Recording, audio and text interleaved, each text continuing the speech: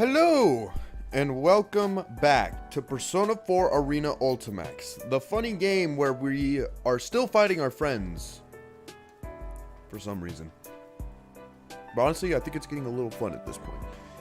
Where last time we did episode Adachi, where we saw Adachi do the funny and basically betray the main villain. Yay, wasn't that?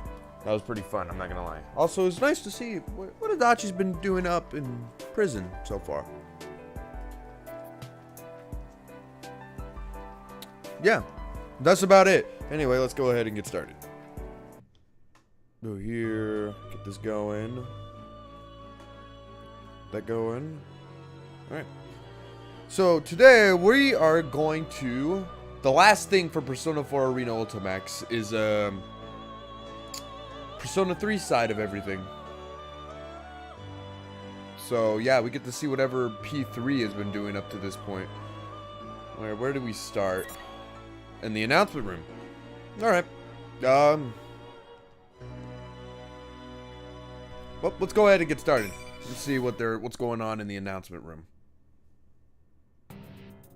Spooky music. The death of everything, but also the beginning.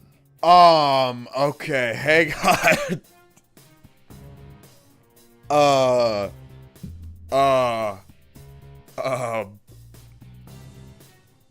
Whoa. Ikutsuki, my main pal. How the hell are you here? I thought you were dead. People have filled the world, yet turned it into a void.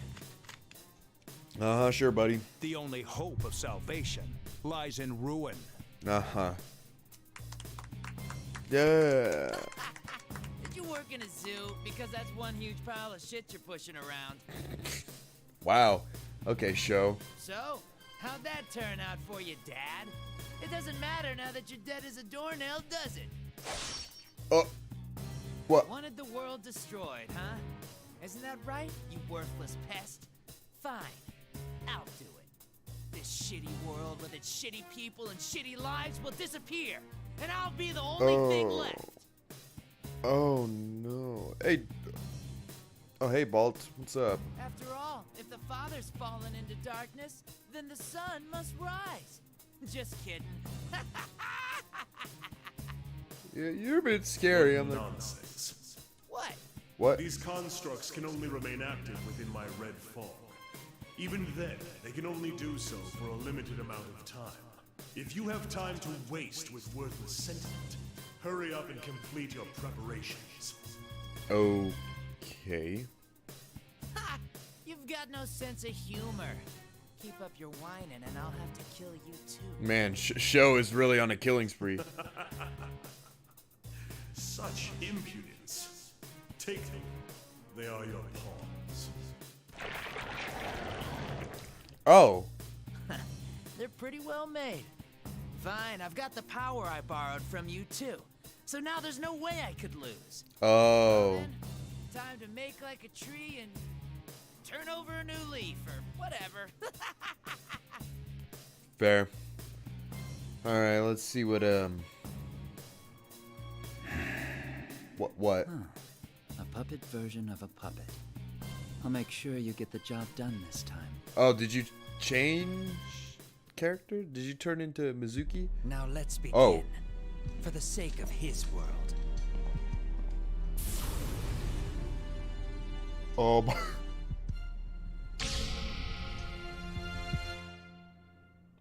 Uh-oh. That's a problem. They're all fake. Oh. On May 5th afternoon... Oh, wait. Sorry. It's March the 5th. I saw May 5th and I was like, uh-oh. That's going to be a problem. I am at the Shadow Operatives I Lab. finished going through Labrys's personality module and control links. Hey, Fuka. How are you doing? Fuka-san's voice echoes through the machinery-lined room where she works as the operator. It seems that it will be a little more time until she finishes with her work. I knew we could count on you. Oh, hey, Akihiko. I'm sorry that I asked you for such a big favor. Oh no, I couldn't possibly stand by after something so important happened. But, is it really all right for me to be doing this? Aren't you all part of some kind of police organization now? There's no need to be concerned. Even now that we've become the Shadow Operatives, this lab belongs solely to the Kirijo group. Okay. The Shadow Operatives, a special unit under the direct supervision of the National Police Agency. Yeah. Basically explaining that we work for the police. If you don't remember, in Arena, we basically took on some work for the police. I finished investigating Labrys's mobility systems. All I have to do now is reboot her OS and perform some final checks. Thank Alright. you. How is she? She'd sustained some heavy structural damage, so I was worried, but thankfully none were critical. That's good. Since my sister has been forced to push herself far beyond her limit during the events of the other day, the entire body has taken serious damage. I'm glad that she's okay. Fukasan's words caused me to sigh with relief. I see. And what did you recover from her memory? I'm sorry. I searched through it, but I found no records that would lead to finding the one behind what happened. If we want to pursue him any further, we'll have to wait for a report from intelligence. But it seems that will still take some time. I see. I see Mitsuru-san's tightens her fist with a quiet utterance. The culprit is someone capable of manipulating the data in my sister's memory. The possibility that they would make that mistake of leaving a trace leads to themselves is extremely low. Even when no one is... When one knows the outcome, people often feel indignant when the last bit of the hope is crushed. It's understandable. Our ability to find out who kidnapped my sister has been completely seemed or whatever. And we have no clues to go on. Don't be so hasty. We might get new leads from intelligence, right? Ever since that attempted airplane hijacking, we've learned that the Public Safety Division has been making some disquieting moves. If we don't make a move soon, there's no telling what they'll do to take advantage of the situation. We have to find a lead before they do anything. Though Akihiko-san has known Mitsuru for a long time, Mitsuru-san's expression remains stiff as he tries to console her. But that's only natural. The Shadow Operatives are still in a delicate position with regards to where we stand within the National Police Organization. The seeming suspicious group, founded by outsiders and dealing with crime outside the capabilities of a normal police force, we often are met with cold stares from people who should be our fellow investigators when we're dispatched on a case. Yeah. I understand how Oh, hey, you I feel, guess- Mitsuru-san, but we must solve one problem at a time. Yeah, listen to Aigis Mitsuru. So please work with me here in reviewing what information we already know. Mitsuru-san implores us for assistance. Our gathering here at the lab today isn't just to hear about the results of Fukasan's tests on my sister. We've come to share and review the information we have, to inspect the clues as closely as possible, to get the culprit as quickly as possible. The person behind this case first stole Labrys, the 5th generation anti-shadow suppression weapon, while she was in transport. Yes. The hijacking of the airplane you were on was a diversion used to conceal the theft of my sister, after which she was transported to Inaba. Correct. The hijackers were subdued and captured, but we have reason to believe that their minds were under some kind of control. Those who hijacked the airplane and transported the case had no memory of taking part in the crime. Oh, yeah. See, I still don't understand how that happens. Did Sho take her, or did... I thought... You know what? Waited I don't until know. he arrived in Inaba to turn Labrys on and fiddle with her memory. And then he threw her into the TV world, right? Where one's heart and memories manifest themselves. As a machine, Labrys was able to control these memories in great detail. In other words, the enemy used her in order to set a trap for us. When we entered the television world in pursuit, we defeated her shadow Television world. and made indirect contact with the culprit. That person revealed that his goal was to steal our personas by making us fight each other, which would weaken our hearts and turn our personas to shadows. Once he'd accomplished that, he would combine them all so we could have even more powerful shadows. Everyone falls silent. The mysterious person's motives was to gather and unify shadows.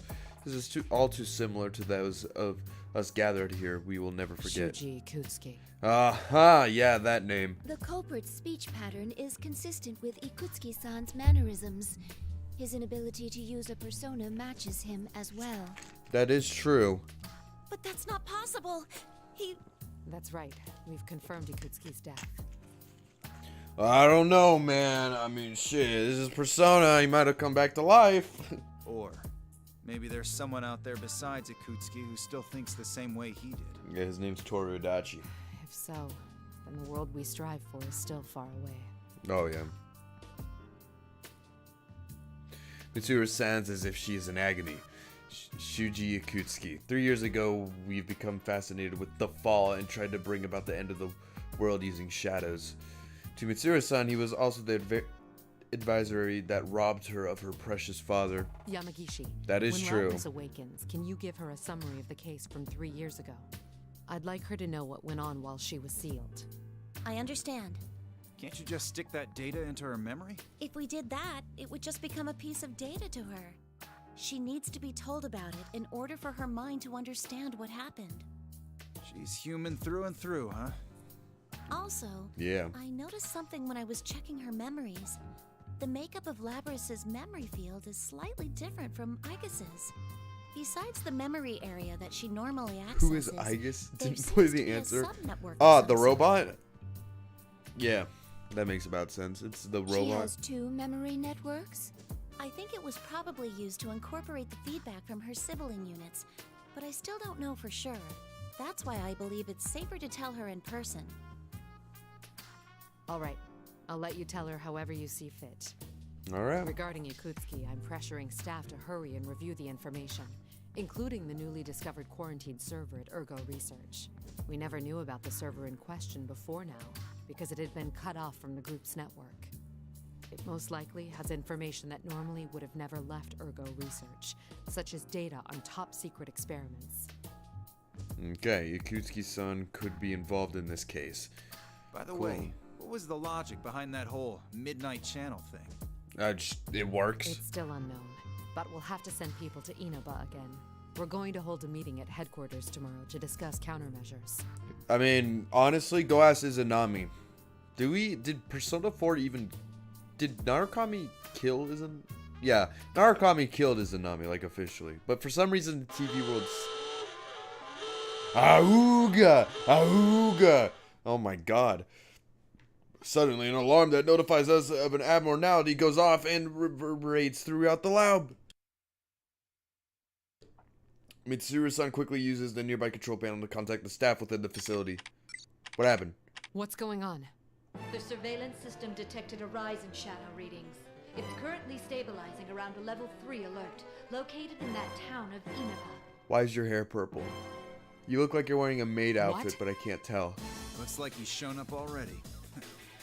That saves us the trouble of having to puzzle this out. Yu-san and his friends are in danger. Mitsuru-san, please give the order to dispatch us. All right, we'll leave at once. Yamagishi, leave Labrys to Kikuno and accompany us. I understand. Well then, I leave the rest to you, Kikuno-san. Understood. I guess that's Lady Kikino. Mitsuru, everyone, please be careful. It's the helicopter pilot maid. Oh, that's who it is. Okay, and Mitsuru have a strong bond that's of any ordinary servant and master, and she is another of the shadow operatives. Her words match my attention for some reason. Please be careful. Okay, cool. So, Oh, hold on, Igus. oh yeah, what's up? As I'm trying to decide whether or not to look deeper into Mitsuru-san's state of mind, Fuka-san gets up from her operator's seat and beckons What me is over. it? If we can put Labrys aside for a moment, are you going to be alright without having any maintenance done on you, Igus? What do you mean? I read the documents on your new equipment. At first I assumed it was referring to that large gun, but it's actually... That. True. There have been no tests confirming that it is capable of being used in an actual combat situation. Of what?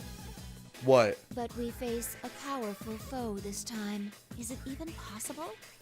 If even one thing were to go wrong... What? Fuka-san's face clouds as she looks at me. I can't be confident that I'll be alright, and I'm unable to tell her pleasant...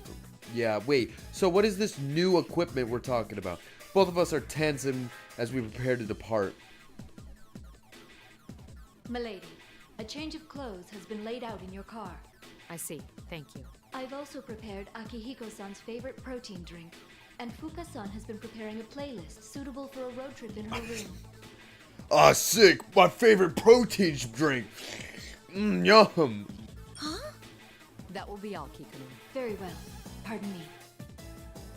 As expected from Kikuno-san, she is amazingly considerate and a personal assistant should be, but she can be too thoughtful at times. We learned this for ourselves when she came to accept us as people who are precious to Mitsuru-san. Start this over, shall we? Alright, thanks to Kikuno-san, the tension in the air subsides a bit, but we cannot allow our attention to wander just now. Upon completing our preparations for departing, we immediately make our way to Inaba. Yay, to Inaba! Am I gonna get a to be continued? No, we get straight into the limousine. Aw, sick where this music's playing. Yeah. Akiko-san grumbles from the back seat of the Shadow Operator's personal limousine. I'm not sure how to put this, but I find that his feelings are justified. Don't question it, Akihiko. There was no time to prepare a vehicle with the same equipment. Speaking of appearances, are you gonna wear that again? Hey! It's you know what? Never mind. How long is this game?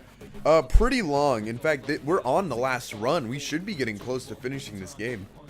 I'm thinking like Friday's stream should be the last time. Sure. There's a chance that we'll have to fight after all. These clothes give me the flexibility I need. That's what I'm thinking. It should be coming up soon. Impressive, Akihiko-san. You never change. No, it's not. That's not that part to yet. think that the culprit would make a move so soon. We've completely lost the initiative. Indeed. We need to begin taking measures. What right will you now. play next? Danger comes to Probably Persona Q or Yakuza. Haven't decided yet. Mitsuru-san, why don't we just ask them to cooperate with us? Yeah, why don't we ask them? They seem pretty strong. I don't know, man. You have not seen the full-fledged power of Narukami. No, they're still young. If I asked for their assistance, it would waste time better spent in school. Worse yet, it would put them in danger. I don't know, man. Last year, man, we fought shadows even whenever we went to school. I don't want anyone else to have to go through that anymore. I understand how you feel, but they don't seem like the kind who'd listen. No, we were the same way back then. Yeah, that's true. Mitsuru-san falls silent. It's likely not a mistake to think that she suddenly spiked in shadow activity this time. This time is related to the event a few days ago. It has become apparent to everyone that another dangerous battle is about to begin. We have new information. Kikuno sent me a message. Oh, what is it? I tasked Kikuno with reviewing Ergo Research's quarantine server. And? It seems new evidence has come to light regarding Yakutsuki, who we discussed in our earlier conversation. Which Yakuza game? Probably Yakuza 0. I start from the beginning and then play every single Yakuza game all the way to Like a Dragon. According to the report, it seems Yakutsuki was performing an experiment on his own in the lab directly after the explosion. It's unknown if this is related to our current mission, but there was a record of a plume of dust being used in the experiment. A plume of dusk. A plume of dusk. A plume of dusk. Yeah, basically that's what gives robots their personality. So, what are the details of this experiment? Nothing good, I bet. Yakutsuki was... Limousine engine suddenly roars, drowning out further conversation. It seems that the road we are taking has begun to climb a steep hillside. As the car starts the winding road up the slope, I can look down through the window and see a lush tree along the mountainside. For a moment, I thought I sensed a shadow reading. Could it have just been my imagination? Yamagishi, tell me our current location. Yeah, where are we? One moment. I'm looking it up now. Where are we? We're currently in Inaba Pass. We're almost at the target coordinates. Oh, so cool. We're almost there.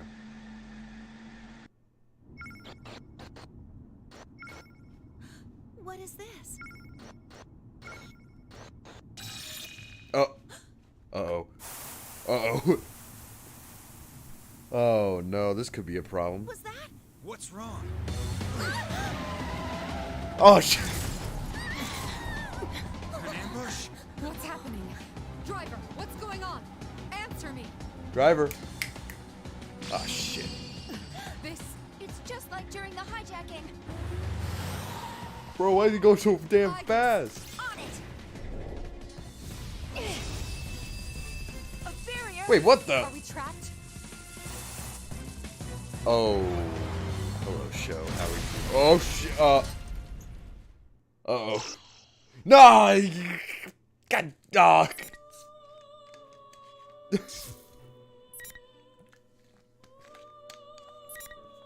That's pretty funny.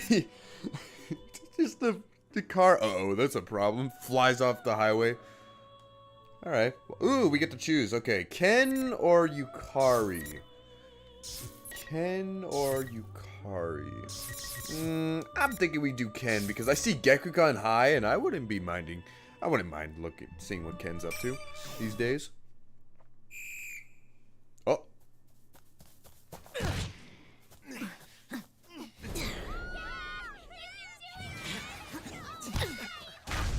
Ooh, good one, Ken. Oh, all the Gekukan outfits. Man, you were amazing. Thanks for cheering for me. You're a real hit with the ladies. I'm gonna get going for today. Okay, you better be this good next time, too. Leave it to me. Man, I forget how old. No! Please tell me it looks the same. Oh my god, it's the dorm! Ah, Koromaru! I'm home, Koromaru.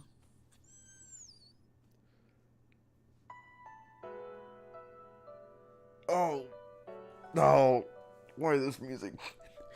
It's so nice seeing Iwatore dorm again. Oh, hey, guy. There's some time until dinner, so I decided to leave the dorm again with Koromaru. The Gekuhan the dormitory is where we live. I briefly closed after Mitsuru-san and the others graduated. Oh. To be honest, the living stay close to the companions who fight even now. Back then, everyone took turns walking Koromaru. Now it's my job. The path to the nearby Nasuki Shrine is Koromaru's usual route. Oh. Oh, the shrine. Oh my god, it's Shiza. JB's getting Vietnam flashlights. Yeah. Back when, playing this game, and yeah. This music and just seeing this is saddening. We pass through the gateway to the entrance and step onto the shrine grounds. Since it's nearly sundown, there's nobody but us. Oh. So Koromaru is like 13, 14, 15 years old. Wait, I feel like we've had this conversation before. Hang on. I swear we've already talked about how old It's nothing, Koromaru. Ken is. Let me look it up real quick. Yeah. How old is he? He's 13, so yeah, he would be in high school. He'd be a freshman or a first year. Yeah, I picked Koromaru as I look up and rewind, and I put my hand in my pocket to pull out the Shadow Operative's badge that Mitsuru-san had given me. Koromaru raised the same badge on his collar. Even if she gave me this, I know it's just for show. I bet everyone else is working hard right now. This morning I got a call from Sanada-san for the first time in a long while. It seems he'd just come back to Japan from a year-long training journey. Wandering the world, I knew he was the kind of person who would put himself through anything in order to get stronger, but this is the sort of thing that you only hear about in stories. Sanada-san told me that he had gone to see Mitsuru-san directly after he returns to this country, but had been immediately dispatched to an emergency. He's currently busy with that, so he just said that he would tell me more about his trips some other time. I'm a member too, you know. True, you are a member. You were actually you were strong whenever, you were on my team whenever I played P3, I remember.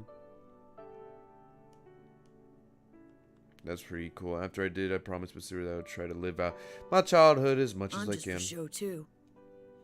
And followed that promise to try as much as I could. I've been acting like a child on the surface. An average middle school student, study, helping out the club activities, and even taking part in student council.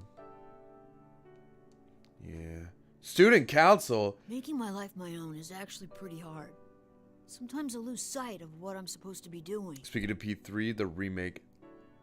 Oh yeah, the P3 remake. I don't know, man. I'm waiting for like some confirmation from Atlas or something. It's completely dark now. We should head back home, Koromaru. Wine, I wonder if it'll be left behind like this. Could things actually be better if you just forgot about everything? But could I live with myself if I had the power to fight but did nothing with it? No, don't think about that, man. Oh!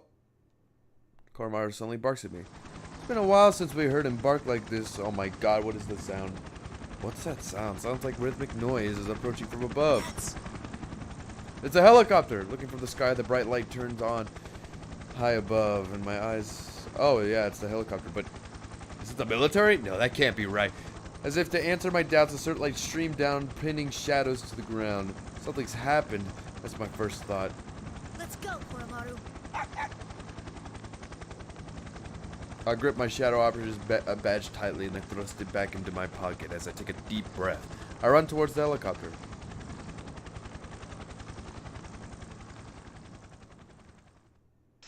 Oh, you're gonna end it there?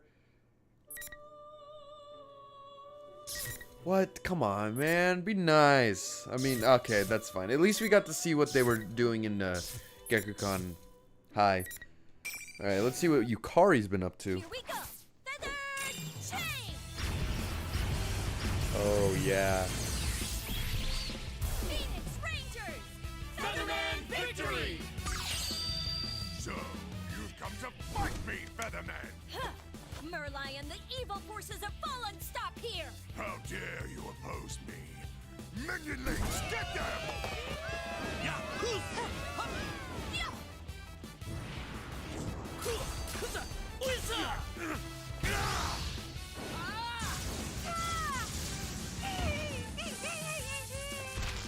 Oh my god, bro got turned to stone. Prepare for justice.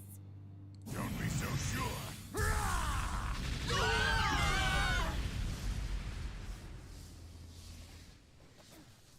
Get up, Pink. Everyone, I've had enough of this.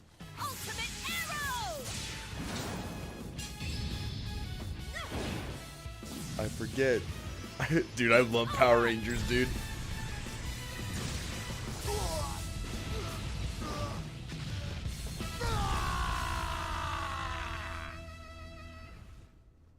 And cut. Wow, they did that all in one scene? Very much. Well done. That was really great. How did they do that all in one scene? Dude, that seems like it would take like days to do. Oh yeah, Yukari's pink. Oh, wow, this looks familiar. Let's take a 10-minute break. And this theme is very familiar. 10-minute break, alright. When the director calls this out, the tension in the air dies away. I make my way to a simple tent used as our break room and take a sip of my drink. My scenes for today are done. I'm tired. You're on a roll, Featherpink. I'm surprised you got to be Featherpink. I didn't know. Do you think so? The directors had nothing but good things to say too. Looks like this will have a positive effect on your main job. Speaking of your next shoot, I wonder if like is this what Yukari wanted to do? I mean, I don't really remember. My main job, my real job's supposed to be studying in college. Oh, so you did go to college. I wipe the sweat from my brow as my manager excitingly tells me about the schedule for my next gig. I'd always had an interest in fashion, so I started taking modeling jobs as a way to earn some pocket money. Yeah. Oh, so yeah, okay, yeah, I remember what you wanted to do. You wanted to go to a different school and do the funny stuff. I'm insanely busy, and it's fulfilling and fun. Yet. what's wrong? Something. Oh, not really. I checked my cell phone, but Pursuer Simpson still hasn't sent me a response. I have tomorrow off, so I'd emailed her earlier asking if she'd like to spend some time with me to go shopping. She's been contacting me less and less often recently, and she does it because of shadows. Yep. Listen, Mitsuru, people got other... Hang on. Can we talk about the answer real quick? The way you acted in the answer was so terrible. Like, no offense. I mean, I get it. You love the Makoto. But in the answer, you Is it just... really that hard to just send back a reply? It's Golden Week, for God's sake. What's this? Don't tell me you've got some boyfriend trouble. Oh, no, it's nothing like that. Oh, well, here comes the helicopter again. I got places to be. We normally talk when we see each other, but I never doubt my friendship with her. Oh, there's something loud coming on outside. What? What's this helicopter doing here? Was there a helicopter in this shooting script? We can put one in if you want. Huh? I rush outside and I see the crew are all looking up and causing commotion. Oh, that's for me. Oh, that's my moment. It's become clear, I'm so... glad she came, but she's making too big of a scene. That, hey, that's the Mitsuru way. I'm completely astounded by the utter absurdity of this situation. But before I know it, I'm already running towards the ladder. Great, so that's what Yukari's doing? I guess that's what Yukari's doing. Modeling and being awesome, I guess. Oh, cool. We get to see what Lapras is doing and... Junpei. Junpei.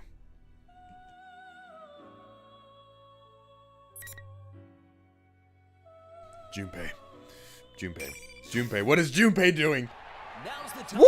you've been waiting for. Dude, I've been waiting for this. It's obvious who the game's Yeah, Junpei! be. The man whose Grand Slam won it in the ninth, Junpei Iori. First off, I'd like to congratulate Wow, the Junpei's team on tall. winning the Or is he on a WBC. podium? Thank you very much. What was going through your mind as you entered that batter's box for that last at-bat? My only thought was how I would lead my team to victory. Ah, so it's your great focus that led to this result. Still, that was an amazing home run. All I can say is I got lucky with that hit. Let's see how... That swing at the critical moment, I got so excited I almost forgot to give the play-by-play. Yay! Farther Wow. than I thought it would. I'm very pleased with the result. Wow, you're so modest. No wonder they call you the ace slugger, Junpei. Yay! No more ace defective. By the way, is there anyone you'd like to dedicate this victory to? Well, Yeah.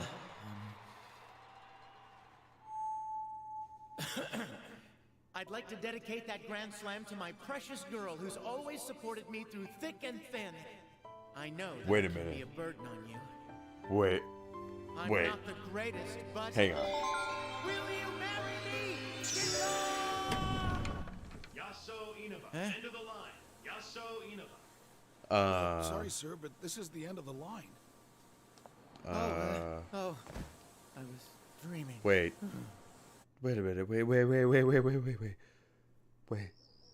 Wait. So he wasn't the winner? And wait, Chidori... Okay, wait. So Chidori lived. Apparently you can make her live in P3. I forgot to do that. But Chidori lives. They're still dating.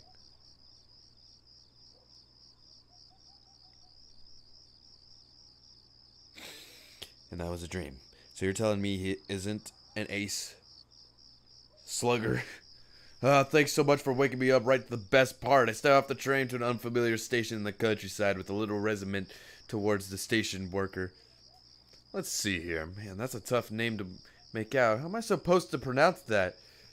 Oh, it's written out beneath the kanji. Oh, it's Yasso Ina, but wait, where is this? Huh.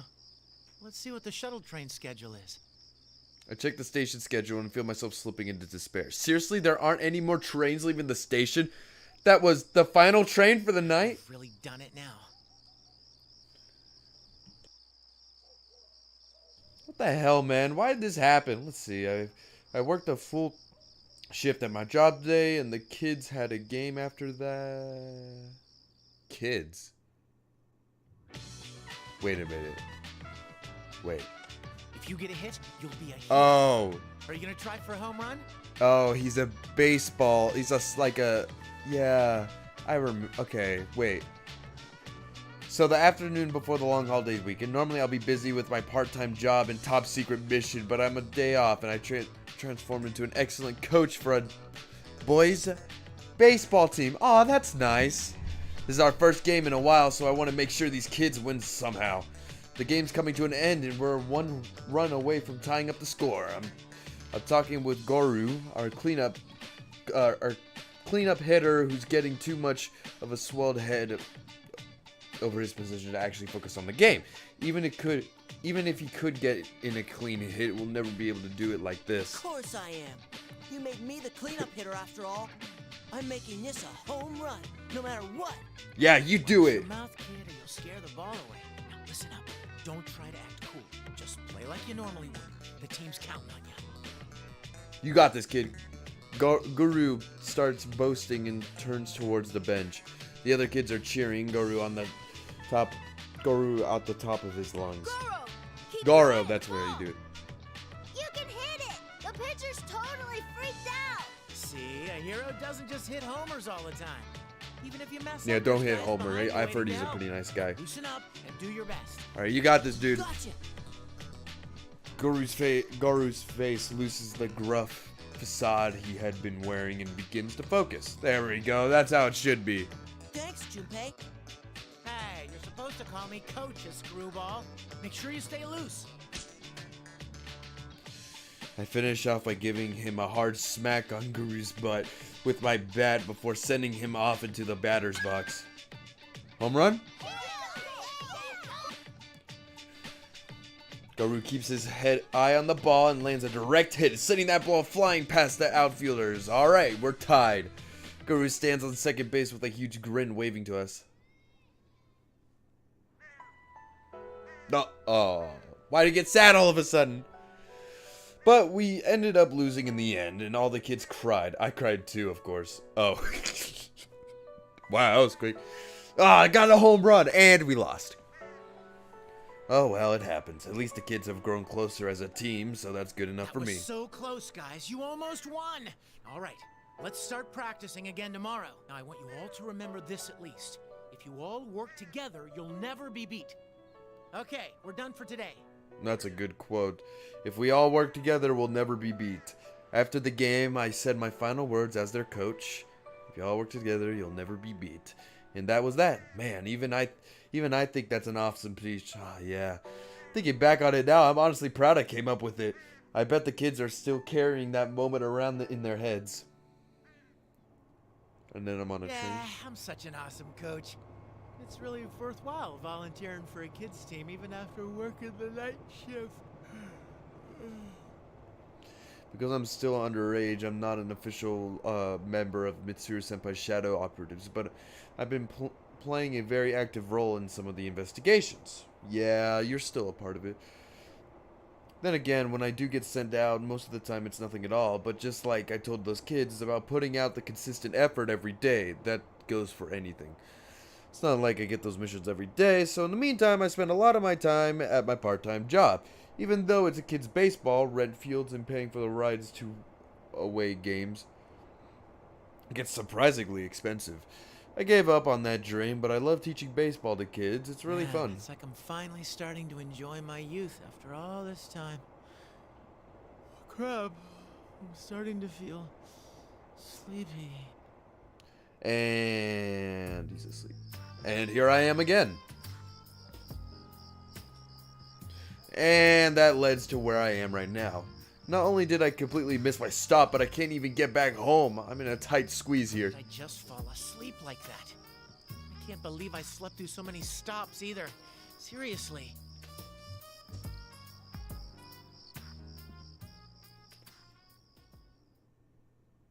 Well. Oh, sick, the station. And the dorm music is playing. Alright, I decided to leave the station for the time being. There's some basic vending machines outside and nothing else. That's actually kind of impressive. Crap, this is really bad. If something doesn't happen soon, it looks like I'm gonna end up sleeping outside. What the heck am I gonna do now? Guess I better call somebody and hope. I pull out my phone to call up anyone I can think of so I can write it out of here, but surprise, it's not on. I pray that the battery didn't die while I was on the train, and I'm holding the power button. It turns on. No, the battery's on red. I might be able to make a single call at this point. Things never turned out well when they're in this bad, but suddenly my ringtone echoes out of my empty play. Oh. Who's calling me? Hello? Finally! Hey, Junpei, what were you doing? I've been calling you Oh, hey, Mitsuru. How are you? It's Yucatan. How long has she been trying to call me? Maybe she got dumped by her boyfriend and needs a shoulder to cry on or something. Wait, does she even have a boyfriend? Yeah, that's the Junpei way right there. She sounds really pissed for some reason, but meh. She's almost always like this after all. The most important thing right now is charging this phone. Hey, Yucatan, can we not talk about that now? My battery's about to die. Hey, what's that noise in the background? It's super loud. Your phone's about to die? What's wrong with you? Mitsuru-senpai, Akihiko, Fuka, and Igus have gone missing. We're in a helicopter to find them. They're missing? A helicopter? A helicopter? We've looked in tons of places for them, but we can't find them. Anyway, where are you right now, Junpei? Hold on a second. That doesn't make any sense at all. Mitsuru-san and the others went missing, and now Yukatan's in the helicopter trying to find them? This is too much information all at once. Turn around and check the name on the station again. Somewhere called Yasoina something. I fell asleep on the train and missed my stop, and now I'm stuck out in the boonies. You're at Yasoina station? Why? Huh? Why is she surprised? I don't even know why I'm here. Okay, fine. It's because I slept through my stops. Yucatan, the battery's going. Fine, just wait there. We'll come get you. I'm with Kenkun and Koro-chan, and we've got Labrys here too. She's Igus' sister. Huh? What was that? Lahu? Well, whatever. I'll just find a convenience store And there goes my phone. The phone died. I consider what I should do now, but then again, I'm worried about Mitsuru-senpai too. I just have to buy a cheap charger at a gas station or something and call Yucatan back. I may be out in the boonies, but there's gotta be a convenience store open around here. Start walking along the road in search of an open store. After walking for some time, I finally see a familiar lighted sign out in the distance. Oh. Mail Mart. Nice, just what I wanted. I'm starving too, so maybe I should get myself something to eat. Sick. Finally, with some relief over finding a store, my steps grow lighter. That's when the lights ahead suddenly go out. Oh. Don't tell me they're closed. What kind of convenience store isn't open 24/7 these days? God, this day just keeps getting worse and worse, man. No, that's not right. It's not just a convenience store. All the street lights and the lights in the houses have all gone out as well. And somehow the people that I saw inside the store have all vanished too. Even more strange, it didn't get pitch black out. Everything's illuminated by a hazy red light. Is this fog? What the hell? There's something familiar about the sight of this town suddenly falling silent. It's not quite right to call it nostalgic, but it's just like that crazy thing that should have stopped 3 years ago. The dark hour. Talk about deja vu. The first time I experienced the dark hour back then, I was in a convenience store. Akihiko-senpai rescued me that time. Oh, there you are, Junpei. Oh. Oh, hey. Yucatan, good to see you. A voice from behind me makes me turn around and I see a girl dressed all in pink. Is that Yucatan? What's gotten into her? She's dressed rather odd, but there's no mistaking her voice. Yucatan stops a short distance away from me and glares. She looks pissed.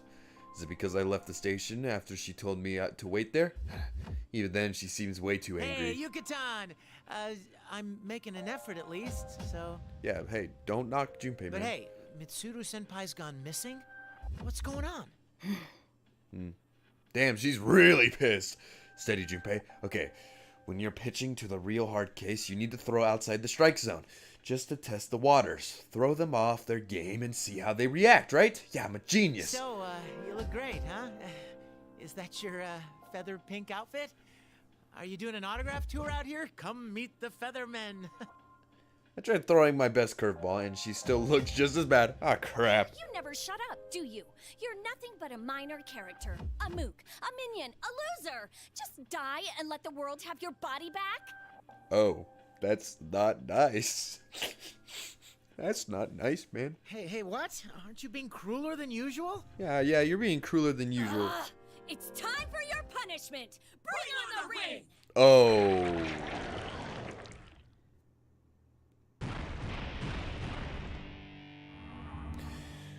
Oh. So we're fighting. Okay. Yeah, you know what? Let's go for it.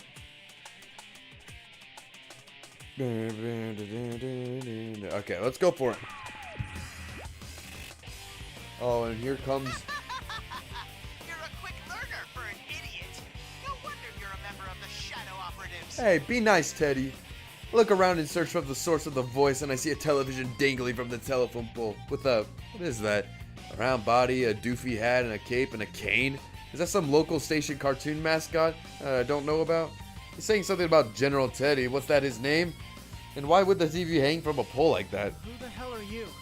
I don't know what's going on, so you better explain yourself.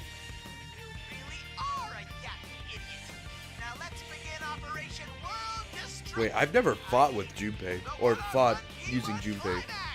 This might be interesting. I'm not in the mood to drag this out, so I'll just give a short rundown.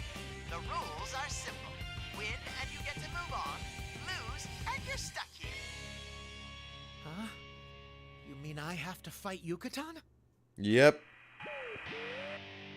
Oh, you really are a pain in the ass. If you're not gonna do this, then hurry up and die. Here we go. Persona! Uh-oh. Here comes your persona. I forget their name. Yukatan's persona before me. Whoa, whoa, whoa. Not only are we fighting, but we're doing with our personas? This doesn't make any sense. I don't even have an evoker with me. But when I look back at Yucatan, she's already got her bow drawn and pointed at me. Oh, man, she's completely ready for this. Hold on, Featherpink. We can talk this out. I mean, you shouldn't be pointing that at people. Whoa. I desperately plead in his vein, and Yucatan shoots an arrow at me with no hesitation. I managed to dodge away just in time. Nice aim. I mean, wait. Stop moving around, Junpei. Just give up now and let me kill you. What the hell did I do to deserve this? Looks like I'm just gonna have to run. While avoiding the arrow raining down at me, I start a mad dash towards the train station. Ow! What the heck? Oh, yeah. Oh, here comes Teddy to explain. That's what I said. Only the victor can leave the area. Now hurry up and get this fight started. I reach out to where I hit something, and sure enough, there's an invisible wall there. I guess I can't go beyond those red pillars. Does that mean that I'm seriously in trouble here? I hope you're prepared. Face me, evildoer. You're no match for Featherpink. Strike out batter. Strikeout batter? What the hell does that mean? Did I get promoted from a generic bad guy to a villain out of the blue? Well, I guess I just have to fight a bit and pray that that it's enough to knock Yucatan back to her sense. Desperate times call for desperate measures. How dare you, Featherman? I, Lord Junpei, will strike you down. Yeah. Alright, well, I guess we get to use Junpei to fight. Junpei was born in 93? Wow. Damn, that means he would be closing in on 30 in 2023.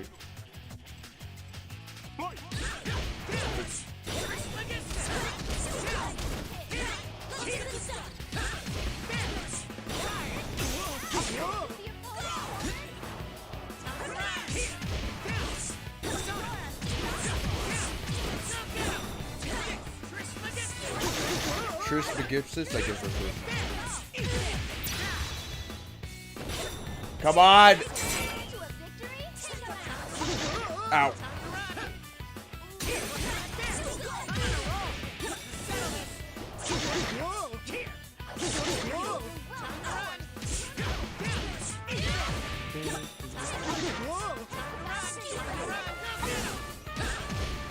Ooh. Woohoo! Nice. Not bad. Adachi turns 40 this year. Oh my god, he does? That means he was born in 83? Wow. The Mook wins! Old keep fellow. that up and keep winning! Dachi, you're getting old. Who are you calling a mook? Wait, Yucatan! Yucatan! What happened? She's just gleaming at me. Oh, there goes the pillars, and she's turning into the goop. And there goes the red pillar shattering. Yucatan already started melting away like a black piece of candy. Just then, what looks like gold grains of sand fly out into the air and flow across the sky. That costume guy on the monitor disappeared. Does that mean that the invisible wall I ran into is gone now too, maybe? What was that just now? Wasn't a dream, right? I slept a ton on the train after all. I pinch myself and look around. Wow, the lights are still out in the city and there's no one around. Could this be the dark hour? Was that a shadow? I'm starting to think it is a shadow. Man, that would be a serious problem if it was. Is this... Did the dark hour come back?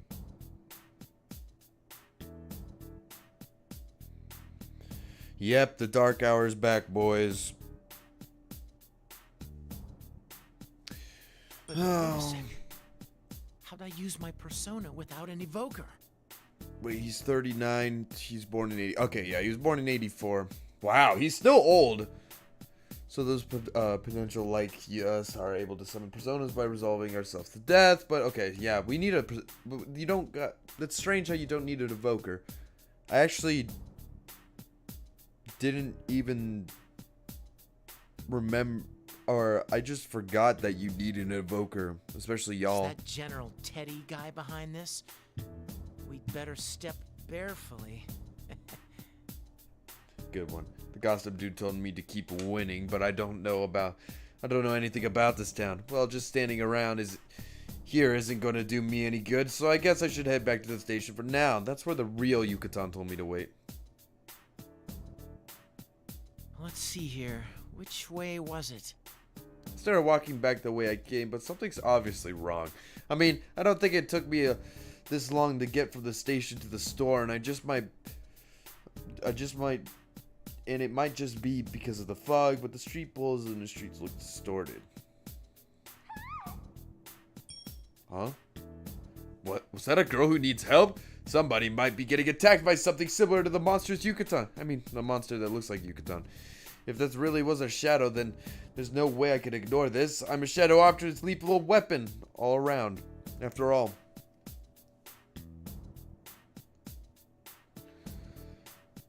Alright.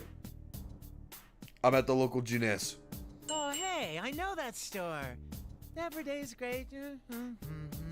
Hey, give props to my man Junpei. He knows it. Every day is great at your Junes. I don't remember that place from a moment ago, but I'm positive that I heard the girl's scream come from here. From there. So she needs me to rescue her. That sounds like Rise. Hang on, I'm coming. Shadow Operative Junior. You're what? On the scene. Sorry, that was a little too much. I forced open the stuck automatic door with my hands and almost tripped over a number of things while running into the building.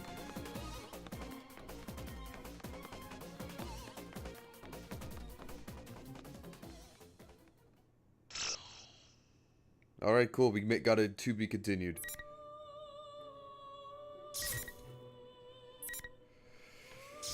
Alright, let's see. I guess the next thing we gotta do is Lapras's. Alright. Lapras time. Let's see. Oh, Lapras's dream. Oh, God. We're gonna have to go through this shit again. Where am I? Oh, welcome back, Lapras. Blue skies. Yeah. Everybody knows what this is. Wasn't I going through maintenance at Mitsuru-san's place? Yeah, you were. Not that long ago. I retraced my memories with a hint of bewilderment. Oh, this must be a dream then. Aw, sick, I'm dreaming! I vaguely remember this sensation. It's similar to something I've experienced a number of times before. Fuka-san said that she would shut down my consciousness during a maintenance. Thus, I shouldn't be able to dream. Is this a random phenomenon occurring during my reboot process? I'm dressed like this again. Oh. Yeah, you are dressed like that. That's kind of sad. But it seems that me, deep within my heart, won't let me be that way. Still, I gaze at the scenery. I eventually stop caring.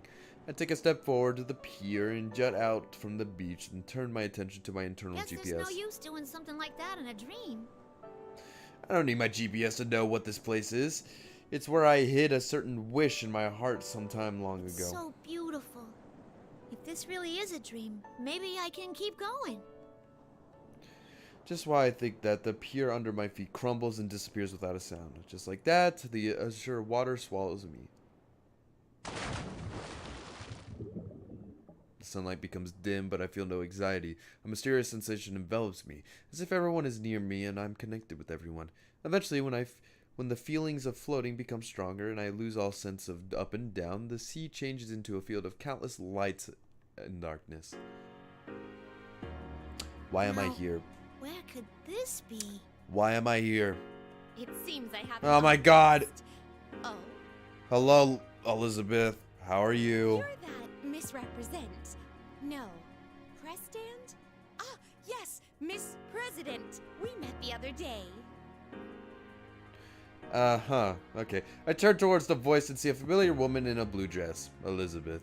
She gave me a word of caution during yesterday's battle when I had been turning my eye away from my true self. This is an unexpected reunion with the person who appeared before me like a storm and left with the same amount of force. Oh, hi. Thanks a bunch for back then. I didn't get to thank you properly at the time. You faced yourself and overcame the ordeal through your strength alone, and the feelings of those at the scene certainly helped as well. Still, my assistance was merely the cake under the ice. The cake under the wait. Hang on. That's a okay. Under the ice? I don't know what that means, but this place is beautiful.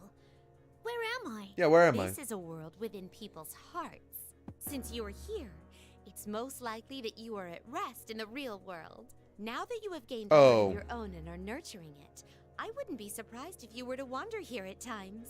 That all sounds pretty complicated. What are you doing here, Elizabeth? Yeah, that's true. What are you doing here? To put it as Frank would, it is a secret.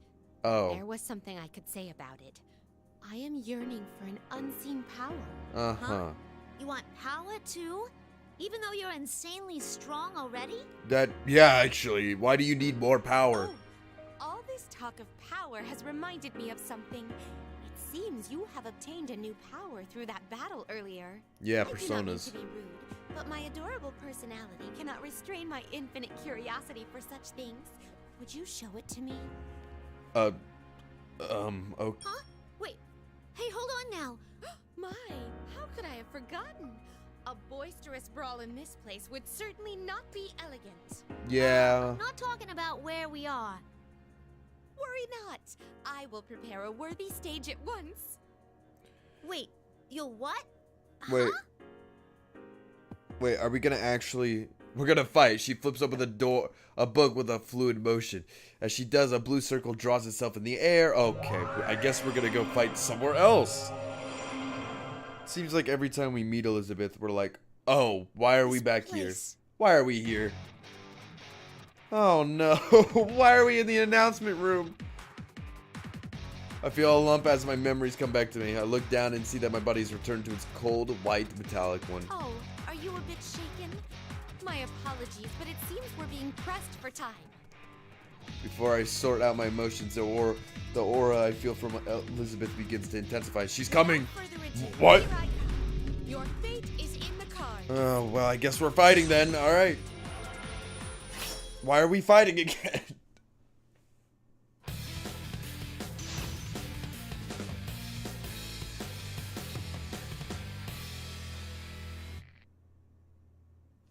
Finally. Alright. Oh my. Oh no. Huh? Summoning! Here is some electric. Ow. Oh my. Impressive. Huh? So oh my. Take that. Ow, oh. That's gotta hurt. Ow. Change things up. Oh my. Impressive. Huh? Oh my. Huh? Here I am. My so impressive. Oh no. The time is oh my. One. Over here, it like that. Oh my. Oh no. Take this. I kinda wanna... Impressive. Take this. One. Oh my. Your fate is in I kinda wanna see,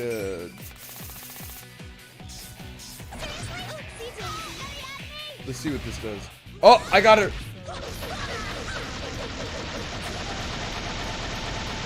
Looks like you'll need punishment. Wait, why did Elizabeth sit like that? Hang on. Hang on. I saw that, Elizabeth. Why did you sit like that? There, is that the fight you wanted? Well done. I have indeed witnessed the power you have acquired. While I was preoccupied with fighting Elizabeth, I remembered something. This is the place where I faced myself and gained something precious and irreplaceable. Imagine their faces because of the mysterious strength that well up from within me. Right? Have I gotten stronger? I'd say so. I mean, you got a persona, so Whether you're you can much accomplish stronger. your wish and your heartfelt promise is up to you. If you can't do it, no one else will be able to do it for you. But from a different perspective, That means that anything is possible depending on you. Don't you think it could be perceived that way? If I do it. That is correct. Though, it would be most important to prioritize overcoming the ordeal that is coming your way. Just wait till you fight Margaret. Oh yeah, Margaret's in this game. Isn't this just a dream? The ordeal that has made itself known quite close by. I bid you good luck. Wait, hold on. What's this ordeal you're talking about? What do you mean? Yeah, what do you mean? And Auga! Auga! Auga! Oh, there she goes. Sorry, the boat alarm's off. My own voice is lost in the warning sound that crashes over me like waves. I just need to talk to her just a little more. And she's gone.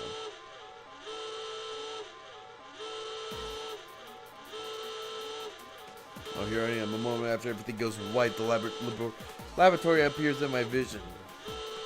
An ear-piercing whale sound fills the air. This is the real world. We're finally up and running. Oh, hey, Seriously, I'm terrible with machines. Yeah, it's you. I forget your name. I'm sorry. So how about it? Can you move? Who are you? I'm Kurosawa. Kurosawa. Do you know what a police detective is? The police detective? You mean Adachi? Yeah, he's back in the back. I have no memory of this man, but for some reason I recognize his name. This must be information that was inserted into my knowledge database. Beginning personal scan, matching iris and voice prints, identified Detective Kurosawa. Are you with Mitsuru-san and them? Something like that. As far as I can find the database, I see that a person who can be trusted. I'll make this quick. There's an emergency. The car that the lady, that Mitsuru Kurijo was in, has gone missing. Mitsuru-san? What do you mean? Yeah, she just they drove off a cliff. They're dead, most likely. I don't know how you could survive a car crash off a cliff. We'll talk later. We need to get to the roof. As we speak, Detective Kurosawa tosses me a small bundle. Oh, it's my uniform. I wonder, why do I need to wear a Yosagame uniform? I see that his gun is drawn. As we bound up the stairs, I desperately ask him questions boiling in my mind. Kurosawa-san, are Mitsuru-san and the others okay? Who took them? Go quietly. We've got to hurry here. We were being pursued, too. I'm taken aback for a moment. The Shadow Officers may be part of the National Police Agency, but their existence has been kept hidden from civilian population. Enemies? Wait. Hey, I could... Don't. The ones coming after us are human. On top of that, they're from public safety. Oh, the police are after us. Great. This only confuses me even more. What's going on here? Public safety groups are at the very top of the National Police Agency's security here. We should be on our own side. Yeah.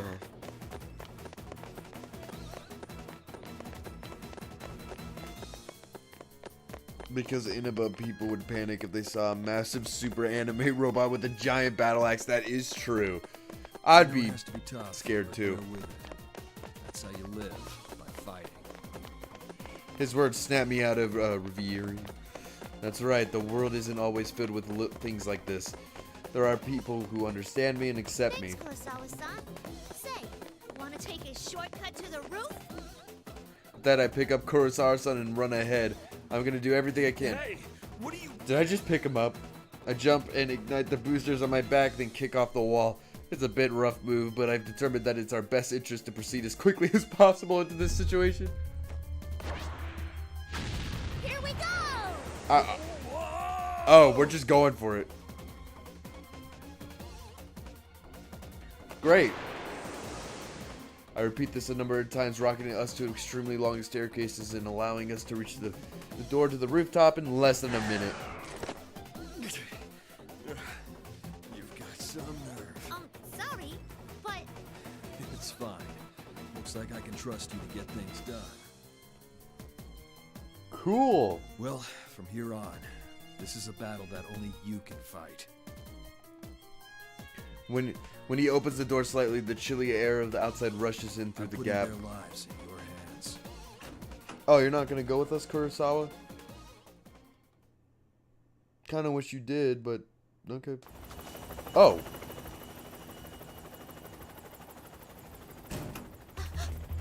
Oh. Go on. Go now!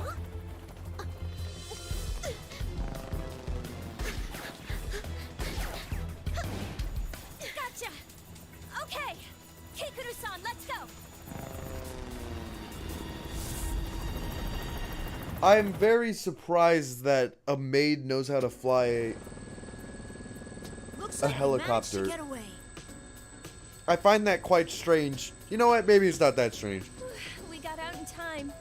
It's nice to meet you, Labras. I'm Yukari Takiba. Hello, Yukari. Yes, I'm Ah, yes. Kanemata. Wow, so it's true that you're like Aiga's-san. Hello, white dog. This is Koromaru, huh? A dog? He's not just a pet. Koromaru might not look like it, but he can fight as well.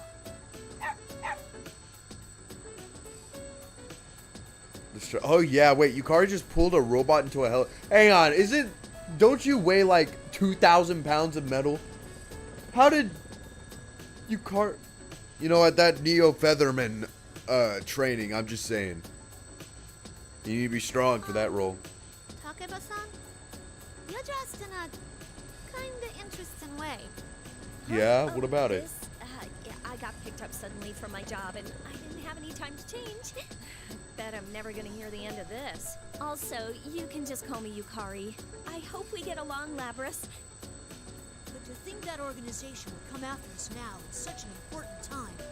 If Kurosawa-san hadn't gotten that tip, we'd be doomed. Hey, True. right. What's going on with those guys? Who are they again? Public safety? Oh, that's right. You don't know. Yeah, who are they? Ken politely explains the situation to me. Some people in public safety department don't think well of the shadow operatives. When Mitsuru-san and the others went missing, the public safety took advantage of the confusion and attempted to take control over the shadow operatives' headquarters. Okay, so they have been trying to remove Mitsuru-san from her position and showed up at the lab in an attempt to confiscate me for evidence. To move this quickly after she disappeared, though. Public safety must have some way of knowing what's going on with the shadow operatives. They say Mitsuru-san set everything up. She would never. I can't understand it either. All this about honor and adult circumstances is foolish. Yeah, it seems pretty foolish, not gonna lie. Yeah, but there are some people in public safety who don't agree with that. Or else Kurosawa-san wouldn't have gotten that anonymous tip. Oh, that reminds me. I wonder if Kurosawa-san's okay. Ah, he's fine. Yeah, me too, Koromaru. Koromaru says that he's alright. Yeah, he's alright. Can you understand dogs too, Yukari-san? Well, no, but I've known Koromaru for a while, and that just seems like what he's saying. I'm sure Kurosawa-san will be just fine. Yeah, he's just fine. I could tell from Yukari's words that all the other people here in the helicopter know each other very well. Where are we going now anyway? We're gonna go look for Mitsuru-san and them, right? Yeah. Right. It looks like there was an increased shadow reading someplace called Inaba, and they were headed there. We'll go that way for now. Inaba. Wait, can the helicopter take us there without refueling or anything? You know what? I'm not gonna question it. I'm sure Mitsuru-senpai's fine. She's got Akihiko-senpai, Fuka, and even Aigus with her after all. Yeah, she'll be fine. Oh, right. You're Aigus' sister, aren't you? Yeah, that's right. I was made just before her, though. You seem so stiff. You don't need to be so polite with us. Yeah, you don't need to be I heard polite. You were an earlier model than Aiga's-san, but you don't seem less advanced at all. You seem perfectly normal. Do you fight with that axe you're carrying? Could I touch it? The two of them are interacting with me quite normally, even though they know I'm a machine. Even though they must know that what happened in Inaba and about my past. That acceptance makes me happy. Koromaru's son is gazing intently at me too. Yukari-san, have you been able to make contact with Iori-san? Oh, hello, purple-haired maid. A voice from the cockpit interrupts us. Kikino-san, Mitsuru-san's maid, is in the pilot seat. She seems demurred, but if she has she can pilot a helicopter like this, her skills seem no limit. But I've been told that Kikino-san isn't a Persona user. Isn't it dangerous for her to be coming with us to do a situation like this? I completely forgot. Hold on a sec. I get it. What are we doing? What? Yukari-san pulls out her cell phone. Oh, wait. Is he going to try to call Junpei? Saikawa-san, you're not a Persona user, are you? Please call me Kikuno. And no, I only have the potential towards the Dark Hour. Oh, so I didn't know you had that. Even the maids in the Kirijo family are amazing. So that means you can't fight shadows, right? Then ain't it dangerous for you to come along? She looks like she can handle herself, honestly. Correct information, yeah. Monsters in the shadows are enemies, yeah. In other words, Kikuno-san is an ordinary human. She could never defeat a shadow, even if she was the most proficient warrior in the world. Yeah, that's right. There are more ways to deal with shadows than the direct method. Are you okay? We've never met in person, but I was involved in the operation to rescue you last time. We Oh. all do whatever we can to the best of our abilities to fulfill the roles we've been given. Wow, she's a true professional. Yeah, to be honest, I don't understand. Sure, Kikuno-san is helping us by piloting the helicopter for us, but if that's all it took for someone, then someone could easily program me with the ability to fly a helicopter, and there would be no need for Kinoue-san to be exposed to the danger. That is true, actually. I'd see. I can't think of any other words to say that I look away from her. I end up meeting Ken-kun's eyes and feel a little awkward. It's no use. He's not picking up. This is so important. Why now? Yukari-san puts the cell phone down and turns us again. Everyone's attention returns to getting up to speed on the current situation. Oh well, we'll just have to begin our search on our own. You know, Kikuno-san, I'm surprised you knew where we were without having to contact us at all. I traced the GPS signals from your cell phones. We're still partners with the police force, so it's no problem to do that in an emergency. That's a bit scary, Then but again, okay. We've just seen how even that doesn't always help. You mean about Junpei-san? Yeah. It's like he's going out of his way to inconvenience us. He's probably dreaming on a train right now. In fact, he is doing that. Yukari-san sighs with an exasperated expression. As I reflect that this Junpei-san appears to be something of an odd person. Oh dear, I almost forgot. Labra-san, please review these documents until we arrive at our destination. Oh, confidential, classified. Fuka-san asked me to tell you about this, but under the circumstances, would you please look through the material on your own? Okay, as I flip through the documents in this thick file, I notice that a certain name appears again and again. Mitsuru Akihiko and the names of everyone here. What is this? It's a summary of the activities that took place 3 years ago. Oh! 3 years ago? You must mean... I see. Tartarus. What's behind what's going on is definitely connected to those... 3 years ago refers to the incident leading Mitsuru-san and the rest to meeting one another. I haven't had the chance to go over it in details, but supposedly it's a case that became impetus for Mitsuru-san to establish the Shadow Operatives. Yeah, I remember. Reading it like this, I was able to understand what happened. Her thoughtfulness of treating me the same as a person makes me happy. Kinoue-san Kikino-san glances at me once more and nods slightly as if approval. I think it looks good on you. A proper appearance is important when going out on a grand stage. Does she mean the uniform I'm wearing? Oh, I get it. She must have been the one who prepared the Yosagame uniform for Kurosara.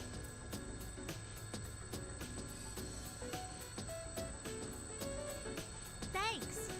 The fuck? Why are yours Kazakhstan recommendation? Man, dude, Busk, I'm gonna be honest with you. YouTube is quite strange. I'll get recommended to anybody across the world, and I'll be like, I don't know, just I didn't ask for somebody this. Evokers and suitable weapons for you. Oh, cool, we got evokers. Oh, the evoker. Wow, thank you. This would be the best for me. Oh, cool, a spear! Kensuke shoots a spear from Kanoe-san and sits back in a satisfied expression. The spear is longer than Ken is tall, but he seems so confident. Oh, have a good stream. Yeah, thanks, bro. What is this? What is it? Oh, it's the matching. Yeah, that's. It's the ultimate arrow. It's the ultimate arrow. It's so pink. I acquired reference material from the publisher and had it made. Don't worry, it's more functional than the prop on your show. Oh. Like it actually works as a bow. I'm pretty sure that makes it the best bow ever created, but... Oh. Oh.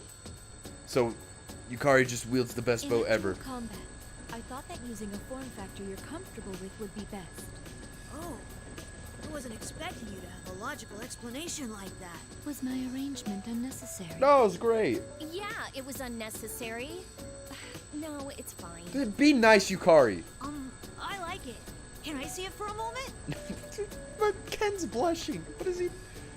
As Kenku reaches towards the bow with interest, I sense the helicopter tilt slightly to the side. Around. Please hang on to something. Oh, okay. Leans more sharply as Kikunoe-san speaks. It seems like we need to take on more fuel before we reach Inaba.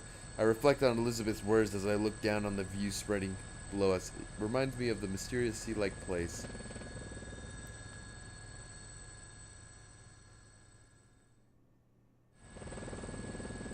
Deeger, can I have your Dead by Day? Oh my god, Deegan! Have your Dead by Daylight Twitch Prime code. I don't even think I have Twitch Prime. I don't even know how to tell. I think I do, actually. If you have Amazon Prime, don't you get Twitch Prime? From what I know, I think you do, but I need to set it up. Everyone is pale. Yeah, blah blah. Yeah, I'll get it to you later if I can figure out how to do it. It seems odd that they left an unconscious injured man behind. Furthermore, the footprints of vehicles. I searched for their GPS signals, but there's no sign of their whereabouts. I hate to think about it, but does this mean that they've been captured? Yep, they're... Thanks, what the heck did you just say? Let us be optimistic and assume that they're still alive. If they were captured, then the enemy values their lives and will do no harm. Yeah, actually, you're right. We do have a chance.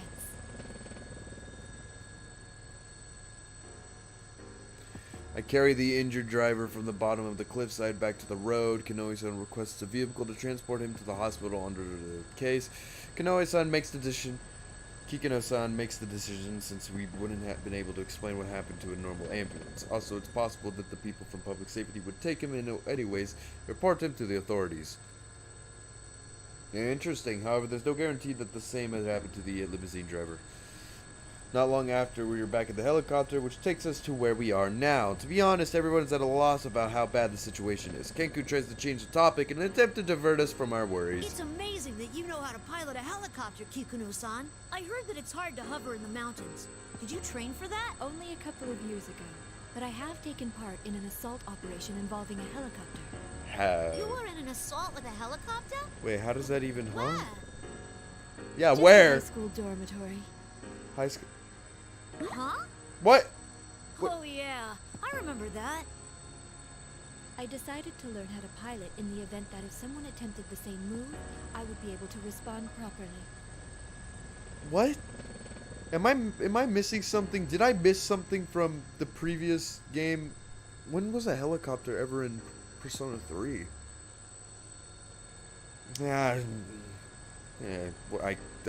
Whatever. My understanding has been renewed. It seems that being a maid is a very serious and very difficult occupation.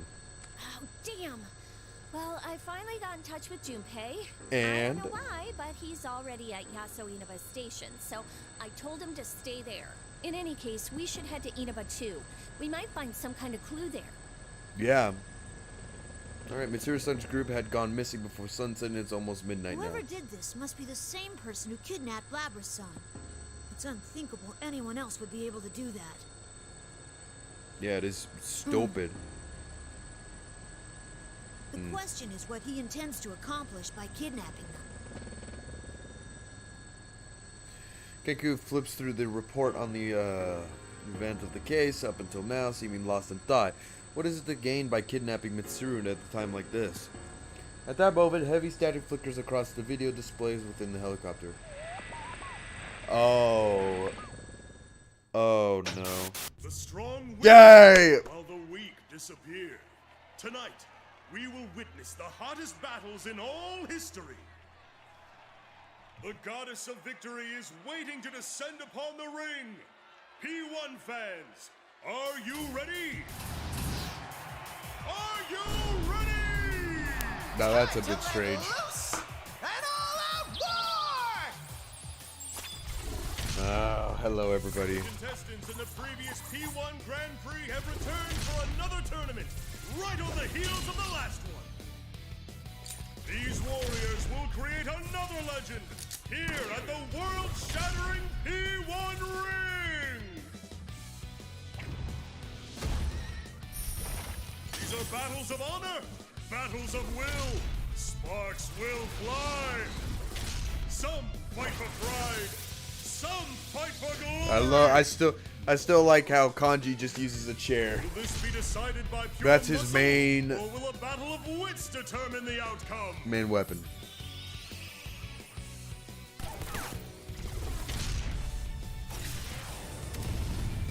Things are heating up. Hello, Teddy. No, Teddy. Oh, it's okay. Who will win the title of champion? Who will be crowned with the winner's wreath? Whose tale of glory will resound for generations? All that remains are the dreams of the warriors. As the Grand Prix plunges into its final chapter, the P1 climax is barely getting started! I find it quite strange why. Hey, what was that just now? Weren't those the Persona users in Inaba? It showed Mitsuru-senpai and the others, too. I find it quite strange that even the main villain made this whole thing.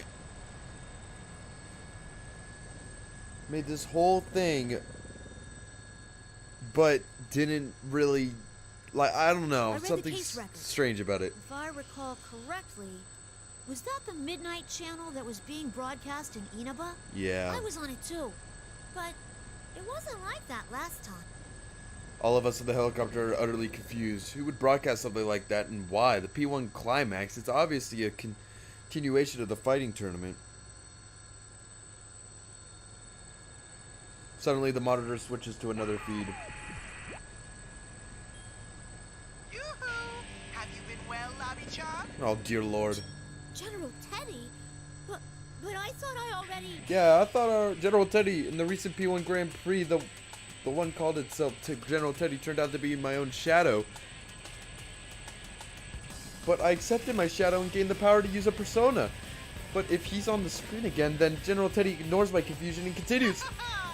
There's no way I'd go away so easily. I mean, a P1 without me is like a tuna sandwich without the tuna. That... fair. He can hear us? Isn't he that weird Persona user named Teddy? Don't call him weird! No, He's normal. He must be the General Teddy who hosted the fighting tournament last time.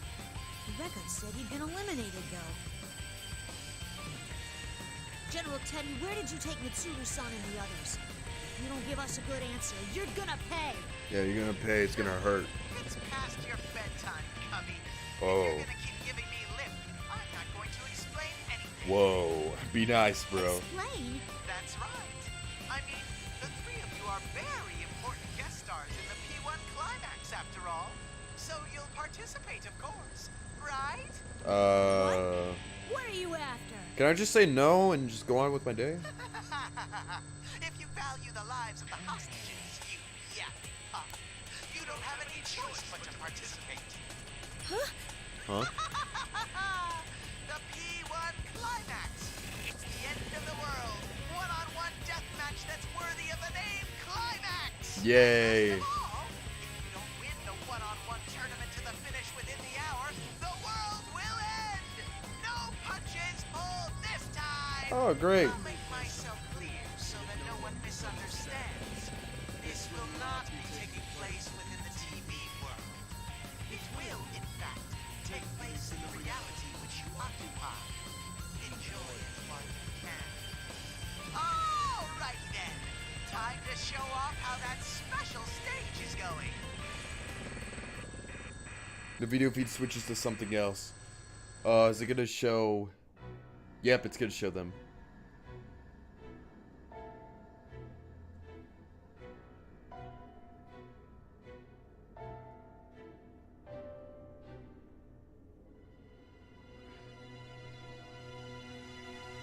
I'm just kind of confused how they managed to capture them so easily. Because Aigis and Akihiko are pretty hard to capture. Like, they're not easy to just pick up and take somewhere. They'll put up a fight. Sonata-san. Reminder that Akihiko's yeah, he's just napping. What will be the fate of our captured queen and her loyal minions? Oh, and this is a no-fly zone. We don't have any room in the parking lot for that thing, so you better start walking to the battleground. As a little incentive, Persona! Kintoki Doji! Throw him a tomahawk! What? Should we be wait, should we prepare for something? Oh, what the? Wait, with the last command from General Teddy, the monitor turns off in a moment of silence. Kinoe-san shouts from the cockpit. No, there really is a missile coming our way. Oh shit, we should probably get going. Brace yourselves. Oh. A missile? Oh, we should probably, yeah, okay. The helicopter makes a sharp turn and we're all thrown to the side.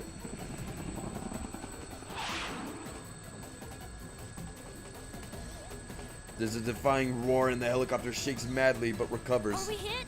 It barely missed, but there's a good chance that it will still detonate. It exploded! Wait, it's a firework?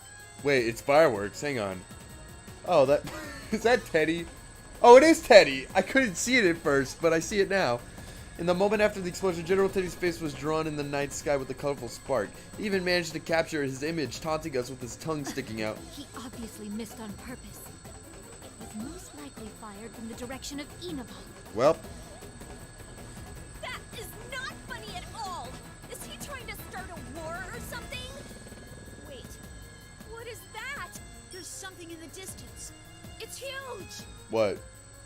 Yukari points towards the shape of a gigantic building stretching towards the sky. Ah, something red is withering around the bizarre structure, trying to envelop the town below. It's a red fog. Oh, zooming in. Oh. Yep, it's Tartarus again. No Yay. way. This is just like Tartarus. Yep. Searching data for Tartarus. Results found. Everybody remembers what Tartarus was like. Yeah, 3 years ago, but 2 of the companies were in high school and something happened there. Yeah, basically, giant tower we had to run up. I don't know, it was like 300 floors or something. I'm sorry to do this, but I have to withdraw before we're shot down. But we've come so far! Yeah. If they fire another one at us, I won't be able to dodge again. Even if it's only a firework, a direct hit can still bring us down. Yeah, that's a problem. Hold on, Kikino-san. Can you drop low enough somewhere so we can get out? There's no way. If we land, we'll be sitting ducks. No, once we're out, you'll get out of here. You don't need to land. What are you saying? Please, yeah. Do it. Don't worry. Remember, General Teddy asked us to come on foot. We'll manage somehow. Understood. I'm looking for a landing site. There appears to be a large shopping center nearby. Shopping center? Oh, Junes! While dodging explosives from missiles flying mercilessly towards us, the helicopter nose dives, plunging us towards the ground as we move closer to Inaba. Please take this. It may be of use. It contains the micro data that was taken from the Ergonomics Research Laboratory's top secret files. The creator's name is Shuji Ikutsuki. Oh, wait, why do I even need this? The name was also in the documentation that Kikino-san had given me. He betrayed Mitsuru-san in the last moment 3 years ago and revealed himself as an enemy. I guess I'll take it, thank you. Ever since the death of Kurijo, the patronage of the Kurijo family 2 generations ago, the man took the lead in all the terrible events relating to shadows. The file name was Project Puppet Master. I'm not entirely sure if that's a code or a description of the project. Puppet Master? Puppet Master? Could that be something to do with me and Aigis? Shoot, it might actually. I was only able to decrypt a portion of it, but it seems to be data on an experiment involving a plume of dust. An experiment with a plume of dust. So, why are you giving this to me? Yeah, why are you giving this to me? It may assist you in determining the enemy's identity. Actually, I found traces of an unauthorized attempt to access this file from outside of the Ergo Research Network. I investigated this and found that the requests made to break in originated from this vicinity, likely from within Inaba itself. Okay. So someone in Inaba knew about that research before all this started? Maybe it should go brr. Insta kills everything. Cyber attack was done on some ordinary hacker who broke into the servers. Oh, cyber attack, it's gotta be Fuka. Or not Fuka, Futaba. From accessing the file, but the attempted hacker didn't even try to cover their tracks. Yeah, it was definitely Futaba. Futaba hacked Shadow Operatives. What? Who would do this? The hacker didn't even attempt to cover his access to the server. Could that mean that they wanted someone to know about their existence? It was only in fragments, but the name Sho Minazuki appears many times in those files. Oh. Who is he? Sho Minazuki. I don't know that name. Could that person be the culprit? I'll contact you once we crack the encryption, but in case it becomes difficult to transfer the data to you, I'll give you a copy. If it was Futaba, the data would be gone. And I'll download that data into myself and take a look at the parts that you've managed to decrypt. That would be for the best. Gotcha. Thanks.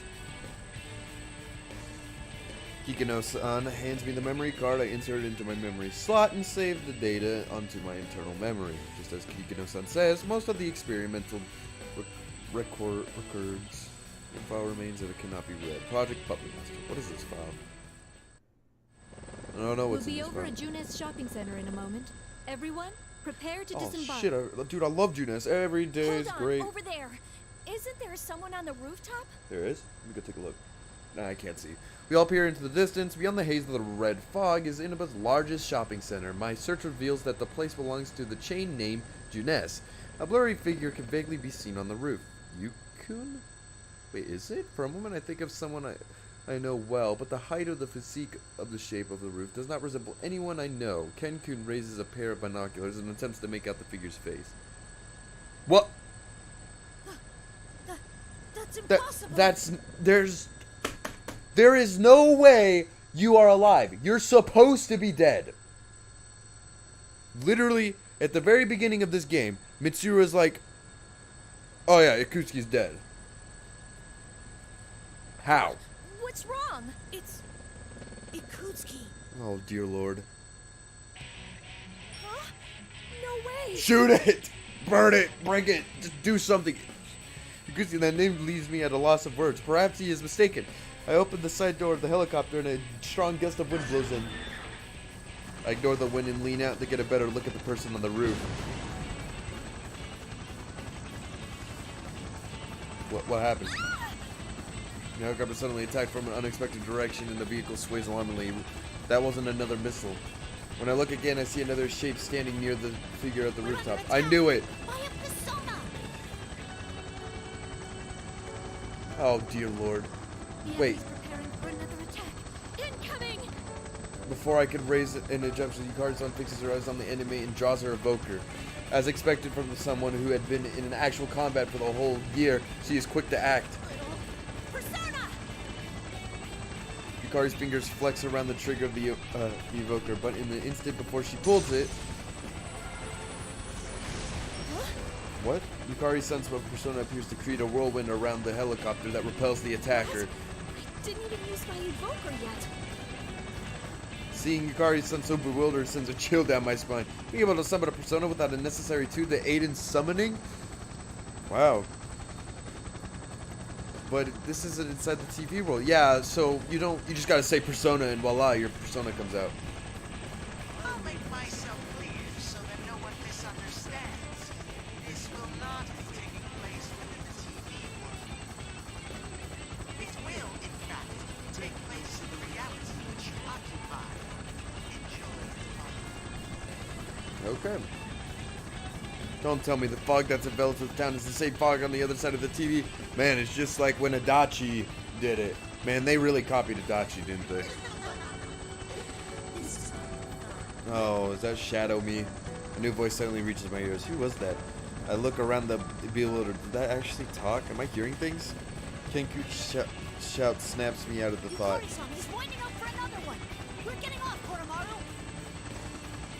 Jeez, how many streams on this game you already made? I know. It's long. But we're almost done. We're on the final stretch. We're getting close. Oh, it's Koromaru's persona. Koromaru grounds and another persona appears. At the same time, Ken-kun leaps out of the cabin and stabs the enemy. closes in on us. Kenkun both hits the attacking enemy at the same time. Kenkun drops to the... Okay. Is that really Ikutsuki, though? It seems you're always taking on the responsibility of saving others, Yukari-san. Seriously, it's like, again, really? Hey, Yukari, shush. But I'll take this one. After all, I save the world on a weekly basis. Oh, yeah. Koromaru-san and Yukari drop out of the helicopter and nimbly land on the roof. Amazingly, their combat abilities are equal to those of a weapon like me or Aegis. Even though they're secondary members of Shadow Operatives, used only in times of emergencies, it seems as if they're being a team the entire time. I quickly ready my axe and follow them. Yukari-san, everyone, please, save Lady Mitsuru. You got it, dude. And there she goes, flying away into the distance. Never to be seen again. Nah, sick, Junette. Why are there so many pandas in that cage? When I look back out of the red sky after landing, I see a helicopter gaining its altitude while maintaining its balance. Thanks to Kikino-san's desperate resolve and her piloting skills, we managed to safely reach Inaba. I check my surroundings once more while praying for Kikino-san's safety. This is the Inaba Brands of Junes, the department store chain. We're at the food court on the rooftop. Normally there would be plenty of people here, but given the current situation, it's obviously deserted. Where did he go? Yeah, where's Ikutsuki? Oh, sniff him out, Koromaru! Sniff him out! Kenkun readies his spear and tries to peer into the fog, making visibility such a problem. I look around, ready for the battle as well. Whoever attacked us should be nearby. Hey, Kenkun, did you really see Ikutsuki here a moment ago? Yes. I didn't see him clearly, but there's no way I could have mistaken him. That's impossible. I mean, Shuji Ikutsuki is... That's right, Ikutsuki died 3 years ago. That's what I'm saying, and we were attacked by a persona, so it couldn't be Ikutsuki. At the very least, it looks like he's not nearby. We can't let our guard down yet, though. She's right. I can scan the area and read no one else here besides the four of us. I say as much as we lower our weapons in order to discuss our strategy. Koromaru and I are going to continue looking for him. If that really was Ikutsuki, there's no doubt that he's involved in this case. Yeah. That's true. Can you and Koro-chan go after that guy from earlier? Why they revive Ikutsuki but not Dorkun? Man, dude, I swear, Ikutsuki, as he like hits the ground, he just took a soma or a revival bead. Why couldn't they give the revival bead to, I don't know, Shinji or, yeah, Dorkun or anybody who died? But that person seemed to be using a persona. Won't it be dangerous for you two going off on your own?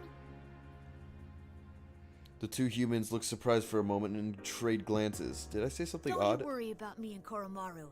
Even if we run into something we can't defeat, we'll find a way out of it. And honestly, it's faster for us to Shinji's split actually up. alive and Femsi's right. Oh my but god. I'm gonna believe in you guys. They have an absolute faith in each other after having fought together for so long. Yeah, I wonder, will these people ever feel the same about me? After all this time, I realize how the time shared between Yukari-san and Kenkun separated me from my companions. So I'll head to the station and get Junpei. It didn't seem like he'd figured out the situation yet. Huh? Weren't you talking to him on the phone earlier? I was, but that idiot's phone ran out of batteries or something while we were still talking. Yeah, Junpei forgot to charge his phone. But even if I can't rely on him to keep his phone charged, he's still good in a fight. So I have to meet up with him. I see. He seems like kind of a goofball. Well, you just described Junpei in one word. Goofball. Right? He's always been so useless. Be nice! Yukari! Yukari's always been kind of mean. Ever since the answer, man, you've just been mean. Don't laugh at that, Labras! Huh? Did I say something funny? Oh my god. Not really. It just sounded like you were actually kind of fond of him. How? Oh, I guess so. Yeah, I think you're right. Oh, we just switched the mood like a bam! Actually, I like Junpei. Junpei's pretty funny. These people trust each other and they're always thinking of one another.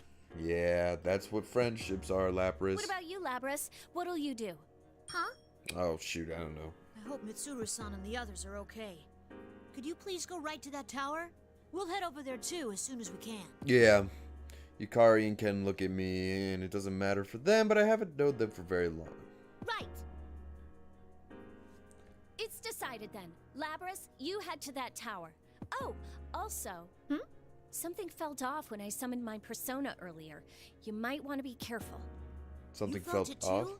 It was like, well, it felt like the evoker wasn't working, didn't it? Yeah, it might be that we can summon our personas without our evokers. Oh, that's good. In any case, More we should efficient. get moving. If what General Teddy said is true, we don't have much time to spare. Got it. If anything happens, let's meet at the bottom of the tower. Be careful, both of you. All right, sure.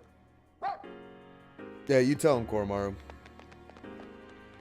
Yukari-san and I leave Cancun on the roof and head for the stairs. She and I split up not long after. All of us firmly believe that we'll see each other safely once more. I run at full speed and turn my eyes towards the looming tower. I will rescue her.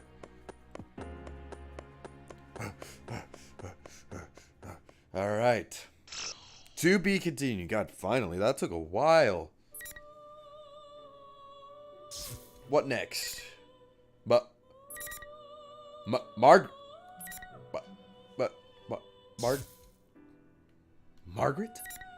Margaret? Wait, is that Theodore? Why? Why are they here? Man, you know what? You should just throw in the Persona 1 and 2 cast while you're at it. You know what? Joker, come on in. Oh my god. Anyway. Before I start that, I will be right back. Give me like 30 seconds. I'll be right back.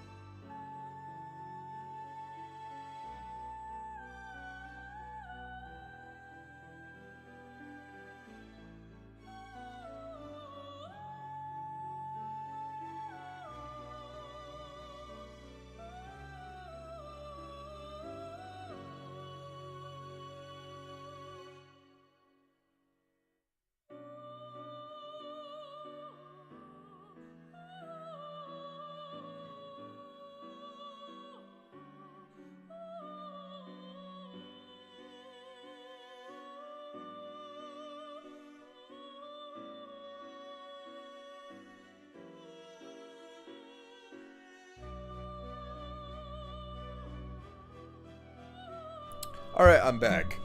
Okay, well, I guess we should go see what Margaret has been doing. And Theodore? Hello? Somebody... Oh, I'm in the elevator. There appears to be quite a commotion. Tell me about it, Margaret. Sister, I've been wondering since yesterday, but what is going on in the outside world? Whoa. Theodore, you sound... different from what I remember. You sounding like... Hang on.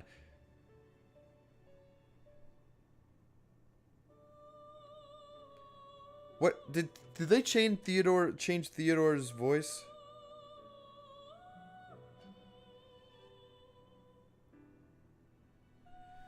Or has it always been like that? Because the only voice I remember from of Theodore is what's his name? Or from Persona Q. That's the only one I remember, but I might be wrong.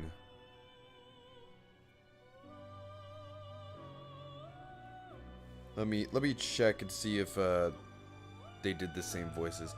Sounds similar to PQ. That's what I'm thinking. It does sound pretty similar to PQ, but I'm gonna just double check because I'd like to know because well, I mean, I like his voice. Don't get me wrong.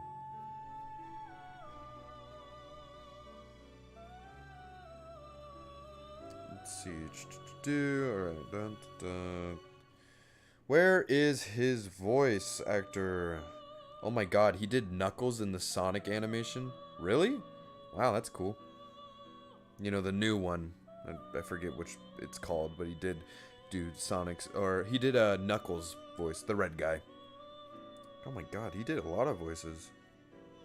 He did a bunch in regular show, cool. But I'm looking for Persona here. It's taking forever to scroll. My god. Oh, found it. Okay.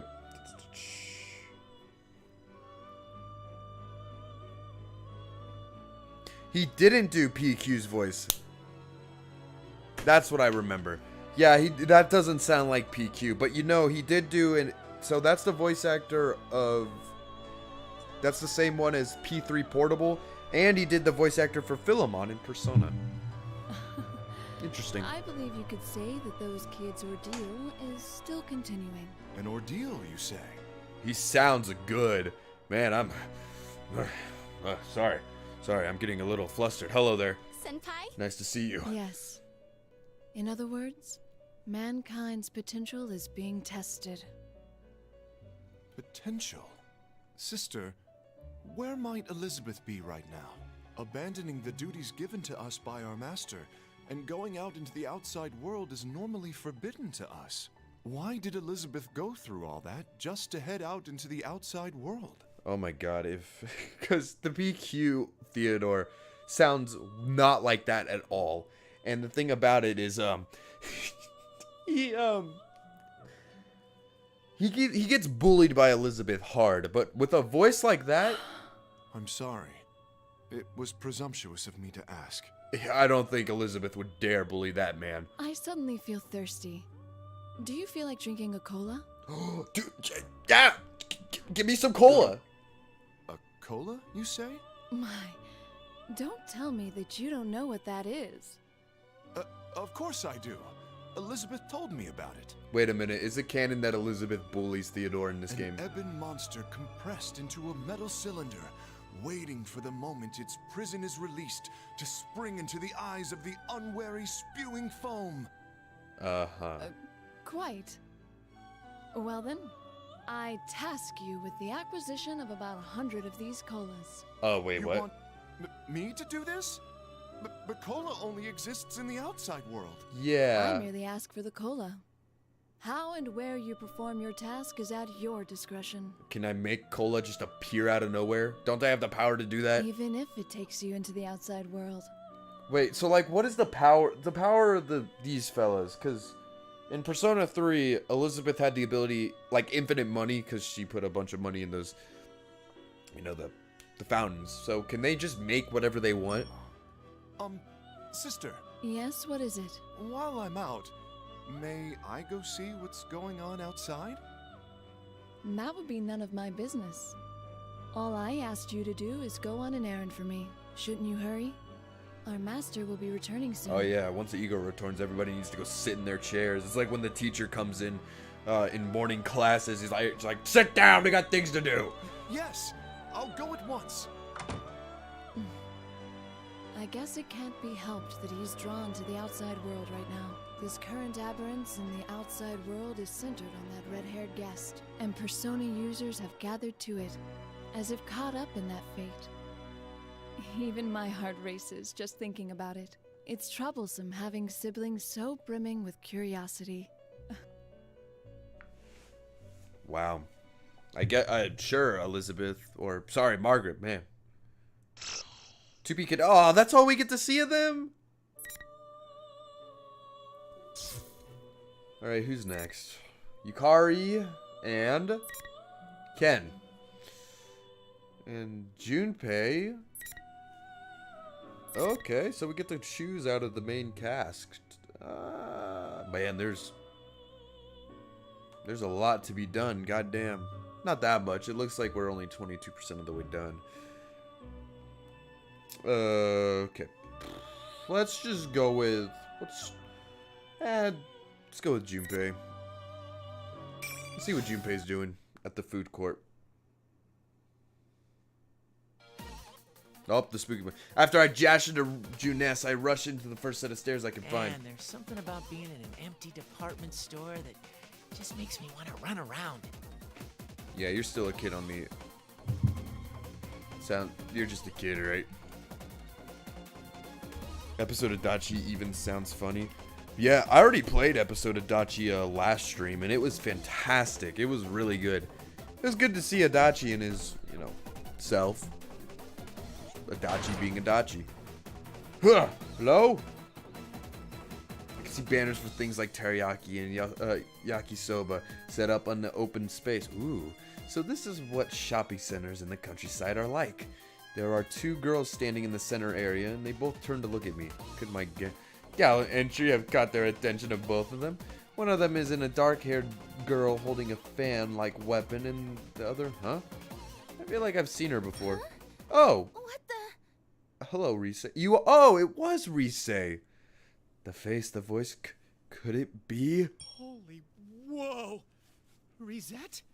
The real Risette? Oh. Seriously? Uh-oh. Junpei knows who Risette is. And who are you? Why is the tension music coming on?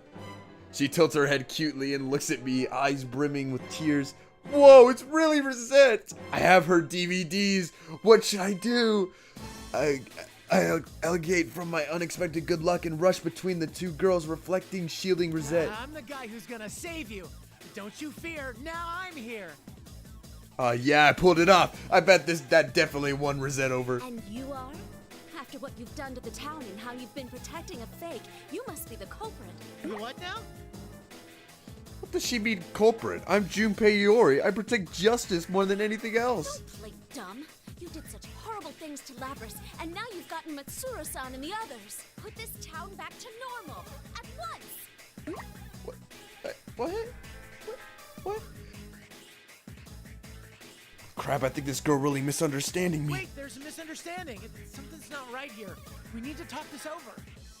I desperately try to explain myself, but somebody weakly tugs on my sleeve. I turn around and get an up-close and personal view of the real Risette. Oh man, she's cute. Please, won't you help me? That scary girl is picking on me. She's so mean. Okay, now I'm starting to think you're the fake. Because I was thinking, man, Yukiko fake's acting weird. Huh? Okay, she looks scary, but she doesn't look like a bad person. Actually, she's kind of cute. You think everyone's cute, Junpei. You won't come, then I'll make the first move. Go Konohana Sakuya! A persona? That shape was a dark-haired girl called out and definitely a persona. Is she a persona user too? That's the case. The girl's persona comes flying towards me, wreathing in flames and clashing with my own persona in a sound like glass smashing into glass. The two personas are locked against each other in combat. The dark-haired girl seems surprised at my ability to summon a persona like too. I was saying, can you wait a sec? Why are you doing this? Violence isn't the answer, you know. Yeah, listen Don't to waste Junpei. your breath. I will protect my friends and my town. Any closer inspection, the dark-haired girl's eyes are dead serious. I can sense her powerful determination through the power of her persona, but I can't hold back any longer. This isn't good. What? Wait, what happened? What a pain. What are you, stupid or something? Don't you dare call him stupid. The dark-haired girl gets blasted across the area with a scream. When I turn back in surprise, I see another long-haired persona. Whoa, this is a totally unexpected turn of events. Risette has a persona too, and that persona made that attack just now. How long are you gonna keep up this stupid charade? Cheap sob stories don't bring in the ratings these days. What use are friends anyway? What? I'm surprised to hear words like that coming out of a cute pop idol. What's wrong, Risette? That's not true. I try harder because of my friends. They make me stronger. They give me people to live up to and people to protect. And if you deny that strength, then I cannot lose against you. Yep, I could understand that feeling. She's right. Ah, crap. Does that mean that I had to jump into things and immediately took the wrong side? You make me sick. Hey, aren't you supposed to be on my side? Hurry up and deal with her. Yikes, Rosette's face is pretty scarier than anything I've ever seen Yucatan pull off. To think that she's this kind of girl when she looks so cute. Appearances can be deceiving, huh? No. Though I feel like the world's being crushed, I recall that Yucatan wannabe I met earlier. I couldn't tell if she was real or fake at first. Could this be a fake Rosette too? Dang, there's no way to tell. Alright. Say something, you baseball freak. Sorry. Huh? I can't do anything on my own. And people have been helping me all the time until now, too. But because I can't do anything by myself, I want to stay strong for someone else. That's why, even if you're the real Risette, I can't side with you. Ooh. I said it. That was something I learned from back then that I've been telling the kids.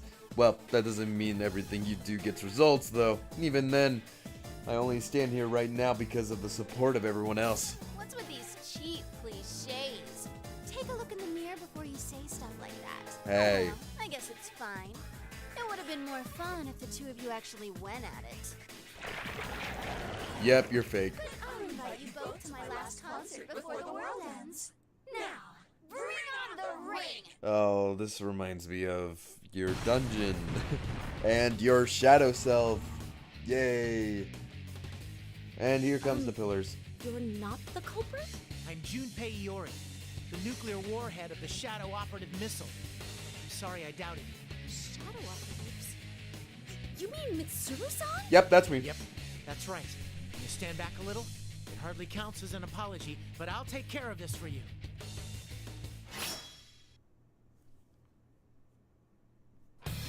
Alright, time to fight. Rosette doesn't look particularly... You know what? I'm just gonna fight. Final. Fight.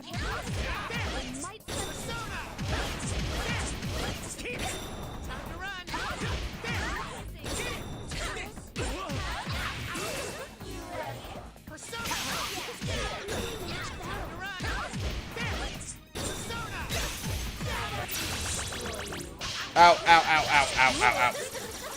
Ow. Ow.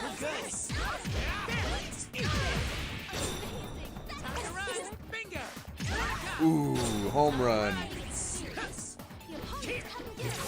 Ow. Ow, stop it.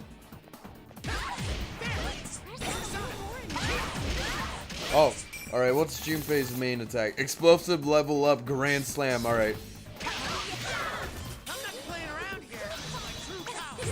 Ooh, yeah, I got it. Oh, we're good.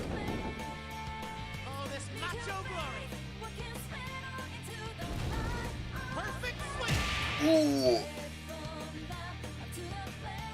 Oh my god, I just destroyed a building from 5 miles away.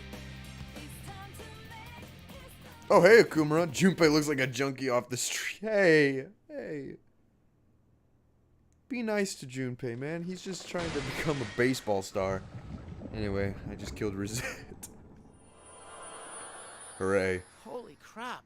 Man, that was tough. Yeah, a stylish victory, of course, even though my ears are still ringing. When the red pillar shattered, the fake Rosette crumbled, then melts.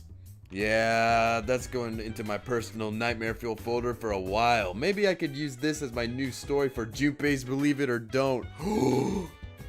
That's still a thing? Oh, that's cool. Thank you, Junpei-san. I'm Yukiko Imagi. Yukiko-san, huh? Are you a high schooler from around here? Can I ask you something? Huh? Are you hitting on me? What? Come on, really? I just want to know what's going on in this town. Yeah. I'm sorry. I get caught up with weird people too often. I mean, you've got a beard and a baseball bat. Hey, he's trying. Come on, you're treating me more like a criminal suspect than a dude who's hitting on you. I'm not a bad guy. Yeah, okay? be nice to Junpei. I'm not a bad guy. But I can see how you get caught up in situations like that. I mean, you are cute. When it happens, use the Junpei-style stranger danger technique. I don't even... What is that? What does that even mean? Junpei style? Oh, is that like Hanayagi style? Something like that. I teach kids baseball, and I also teach them basic self-defense from suspicious people. Oh. Stranger danger technique number 1. First, you have to yell really loud. Always start by yelling for help. Oh, okay. I'll take it. Okay. What? Wait. Yeah, I guess like that. Yeah, that was pretty promising. Yeah. Yukiko-senpai, get away from him! Himiko! Well, who the... Rosette is standing near the entrance of the food court even though she disappeared only a moment ago. Could this be the real one? But she has a persona out. I feel like she just as menacing as the fake from before. Her, you perv! Hey! Holy crap, that was close. This is a misunderstanding, Rosette. A misunderstanding. Yeah, it turns out my luck isn't on my side today. Like it's actively working against me. I get called a perv by my favorite teen idol and I've been learned she was a persona. She has a persona, she hits me with it. Hold on, Rise-chan. beard, but he's not a creep. Wow. Did you just... Basically what you're saying is every guy with a beard is a creep? Yukiko. Huh? Disappointment. Rosette finally stops attacking when she hears... Rosette finally stops attacking when she hears Yukiko call out, and I desperately explain what I've been through up until now. But wow, this really is Rosette, the real Rosette. Maybe luck's on my side after all. I'm so sorry. I thought Yukiko-senpai was screaming because she was being assaulted. But I'm glad you're okay. I figured that if I came to the food court, there'd be someone else here. I'm glad you're okay too, Rise-chan. And it looks like you can use your persona to fight now? That's amazing! I know. It's true that Rosette's persona was impressive. Add that in with her calling me a perv, and I feel like this experience is going to traumatize me. So, this is Junpei Iori. He's supposedly a nuclear landmine for the Shadow Operatives. Oh, so you're one of Mitsuru-san's team. I'm Risei Kujikawa. It's nice to meet you. Hey. Me too. Just call me Junpei. And that's supposed to be nuclear warhead, okay?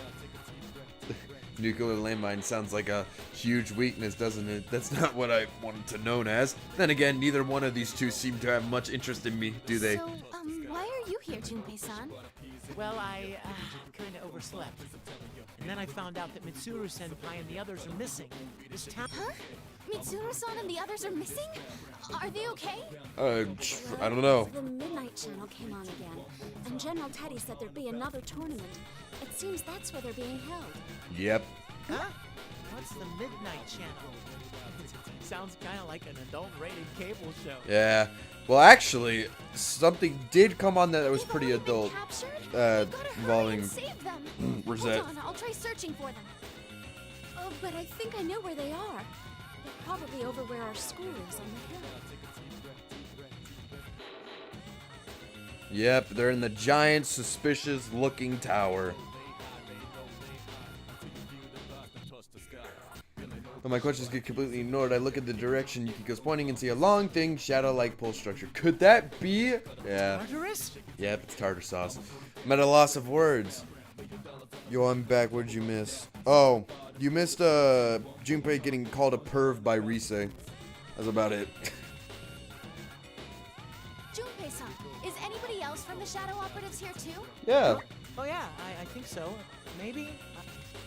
Not really listening to her, so my automatic answers probably isn't what she wanted to hear. I suddenly silence snaps me out of thought, and I see the two girls staring at me, frowning. Are you really a member of the Shadow Operatives? You seem fishy. Hey! Maybe he's a fake after all. No! No, I'm real. Look, all of us have a badge, like that. Huh. Huh. That's all you have? I frantically explain my situation to show them the badge I carry with me. Even though I managed to get them to believe, I'm a little ashamed that I don't have much information to give. That can't be helped, so we conclude that Rosette will search the surrounding area with her persona. But isn't it irrelevant that I wouldn't know much about what's going on? And again, it's kind of my fault that I fell asleep on a train. Well, give me a sec. Himiko, search mode! Search mode! Alright, what are we looking for? Risei's persona takes on a drastic different form. She closes her eyes and concentrates, so it's pretty obvious that she started searching the area. Wow, it's amazing that she has a persona that can both search and fight. I have 4 readings heading towards Yasogami High and that tower. I think one of them is Labras. I don't know about the other three. Huh? Labras is here too? Yep, Lapras is here. Mm-hmm. I can't communicate with her because the interference is so bad. Yeah. But I'm pretty sure. Those other readings aren't shadows, right? They feel like persona users. One of them is... Why Fuka can't have fight mode? You know, I was wondering that. You know what it might be for? Because, I don't know. Fuka doesn't seem like the type of person that fights. I mean, even in the game, she doesn't have really any stat increasing persona abilities that like Risei and Futaba have. It's probably Koromaru. He's a dog. A dog? Yeah, a dog. A dog can use a persona? How? I don't know. He just can. Yeah, don't question it. You're... Junpei-san, you seem pretty vague about everything. Oh my god. They're just like, who is this guy? I feel like they're being really harsh without any hesitation. 3 readings that Rosette doesn't know. If one of them's Koromaru, the one next to it must be Ken, then the last one should be Yucatan. I tell the 2 girls about the others. Rosette continues searching. Oh, there's someone near here. Naoto-kun. And Kanji? Kanji's reading is pretty weak, though. He might be injured. Oh my god, it's this theme. It's this song. This song's from P3 Fest. I remember it. It's one of the alternative songs you can use in Tartarus. You can't communicate with them, right? If they're close, then should we go directly there to help them out? Yeah, but then we're putting a hold on rescuing Mitsuru-san and her team, aren't we? Right. So you two should hurry to where this Kanji-kun is. I'll keep heading to that tower. Based on what you said before, it sounds like my comrades are going that way after all. Yeah. Okay. Oh, but... Oh, right. That would leave you 2 girls alone. Do you want me to go with you? I mean, if you really want me, I'll do it. Well, I'm suggesting that the 2 girls might want me around just in case. Well, just in case. I noticed that they're both looking at me with a blank expression. What's going on? Did I say something weird? Junpei-san, are you going to be okay on your own? Are you sure you won't get lost? The town's turned into something like a maze. Oh, that. Maybe they're the ones worrying about me. I wonder how low their opinion of me is right now. I'll be fine. Maybe I don't look it, but I've got experience with stuff like this. Yeah, I got experience climbing 300 floors on a tower. We'll go meet up with the others before heading to that tower. Please be careful, Junpei-san. With that, the 2 girls easily leave the food cart. They didn't freak out over the bizarre situation at all. Man, high school girls these days sure are tough. I pull myself together and begin rushing towards the Tartarus-like tower. Ever since I became a shadow operator, this is the first time I've been encountered in an abnormal situation like this. Basically, the last time something like this happened was 3 years ago. While I'm running, I think back on what happened then, and I remember him. Don't you worry about me, man. I got this.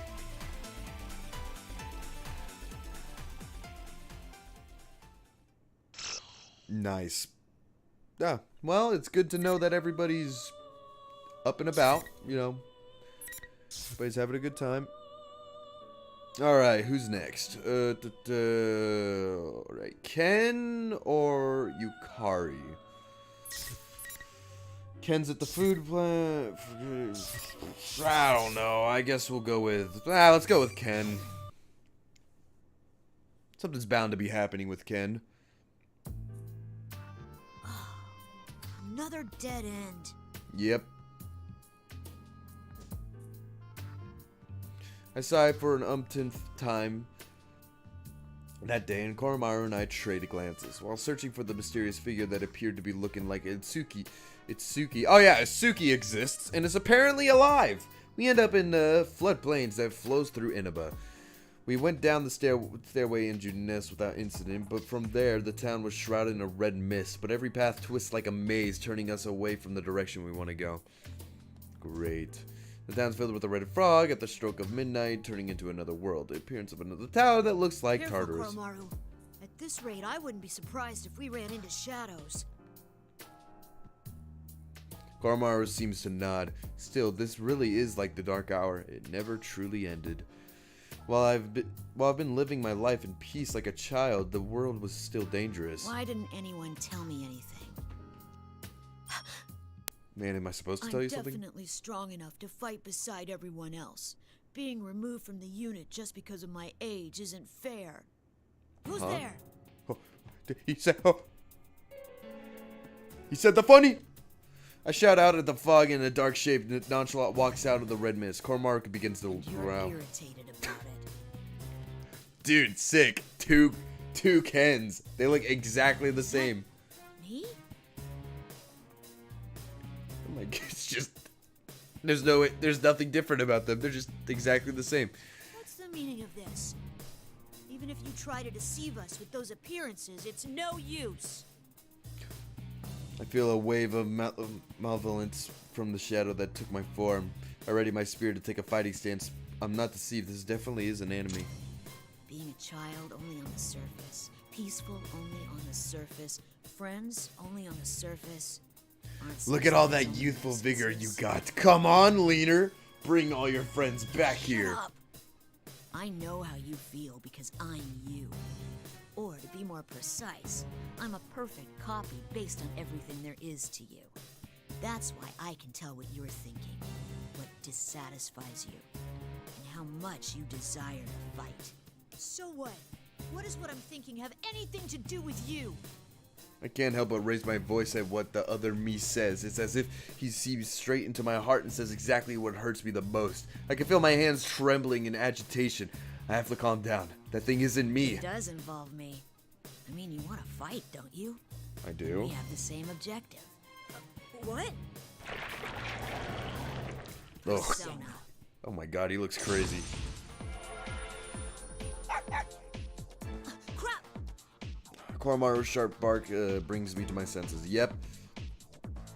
Huh? Oh! Kanji to the rescue! Oh. What am I doing? I need to focus. I desperately try to sort out what just happened. Somebody tall jumped in front of me. Did he protect me? The person who was stuck dead on by the persona attack falls heavily to his knees. I'm instantly reminded of another time when someone else died protecting me. Oh, yeah. Damn it! Hey kid, what are you walking your dog around here for? Such a goddamn adorable dog, too. Oh, I remember, because this was a bit in PQ. Kanji loves Koromaru. Kanji absolutely adores Koromaru. That wasn't what I meant to say. Hurry up and find somewhere safe. Things are dangerous here right now. You're... I stared dumbfounded at the man who shielded me. This must be Kanji Tatsuni, one of the Inaba persona users described in the files I went over during the helicopter flight. He still seems okay. That's a relief. Actually, he appears to have a lot of energy to spare. He must really be tough. Kanji-kun, here comes another! Sukuna Hikuna! Oh, Naoto.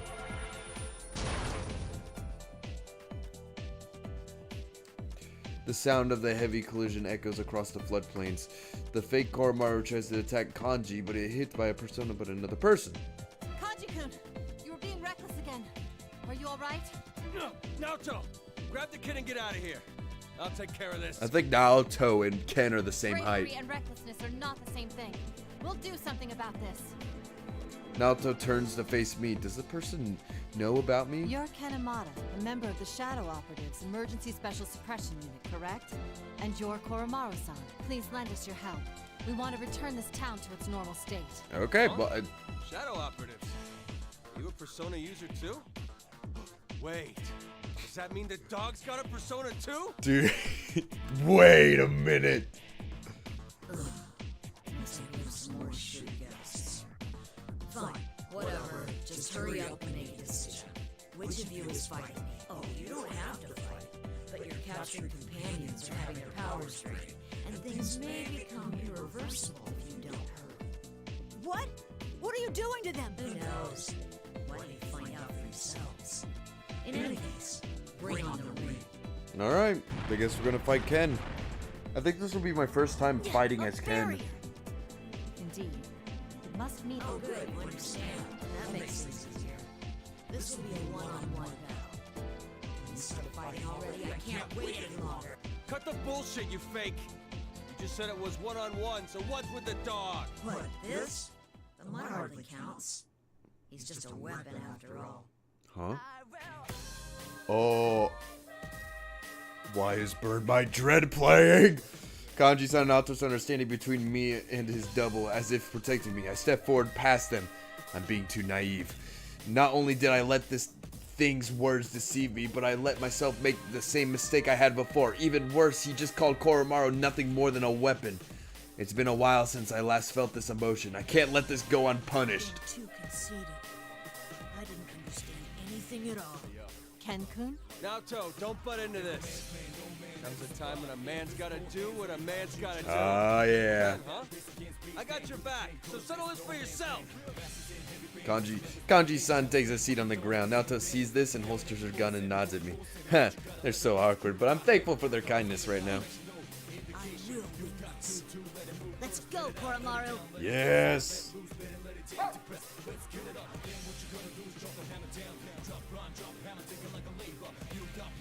Alright, I raised my spear. Okay, I'm ready to do this shit.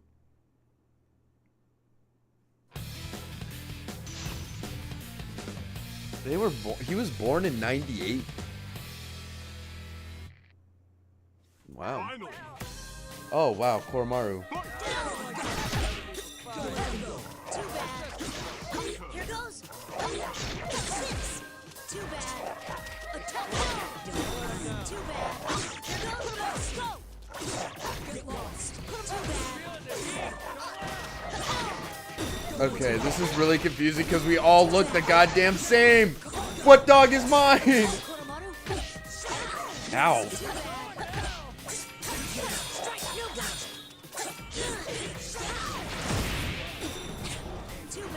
Wait, I could use my ultimate attack. Let's see what we got. Okay. Hit it, hit it. Ah, perfect. Got him. Yeah, Koromaru. Nice. There's a reason you need to get stronger. Not bad. Except I hate fighting as Ken. That's not good. I don't like being able to control 2 people or having it just nah. I know who I'm not maining, and that's Ken. Just as the document said, the 2 of them were summoned their personas without having an evoker. Cool. Is this a shadow? Huh? I thought somebody's shadow was supposed to turn into a persona when you beat it. Kanji-kun, didn't you notice that wasn't a shadow that came out of Ken-kun? It must have been a fake created to bear his likeness. The most obvious evidence of that is how both fighters were able to summon personas in battle. Yep. Defeating your own shadow makes them into your persona? Huh?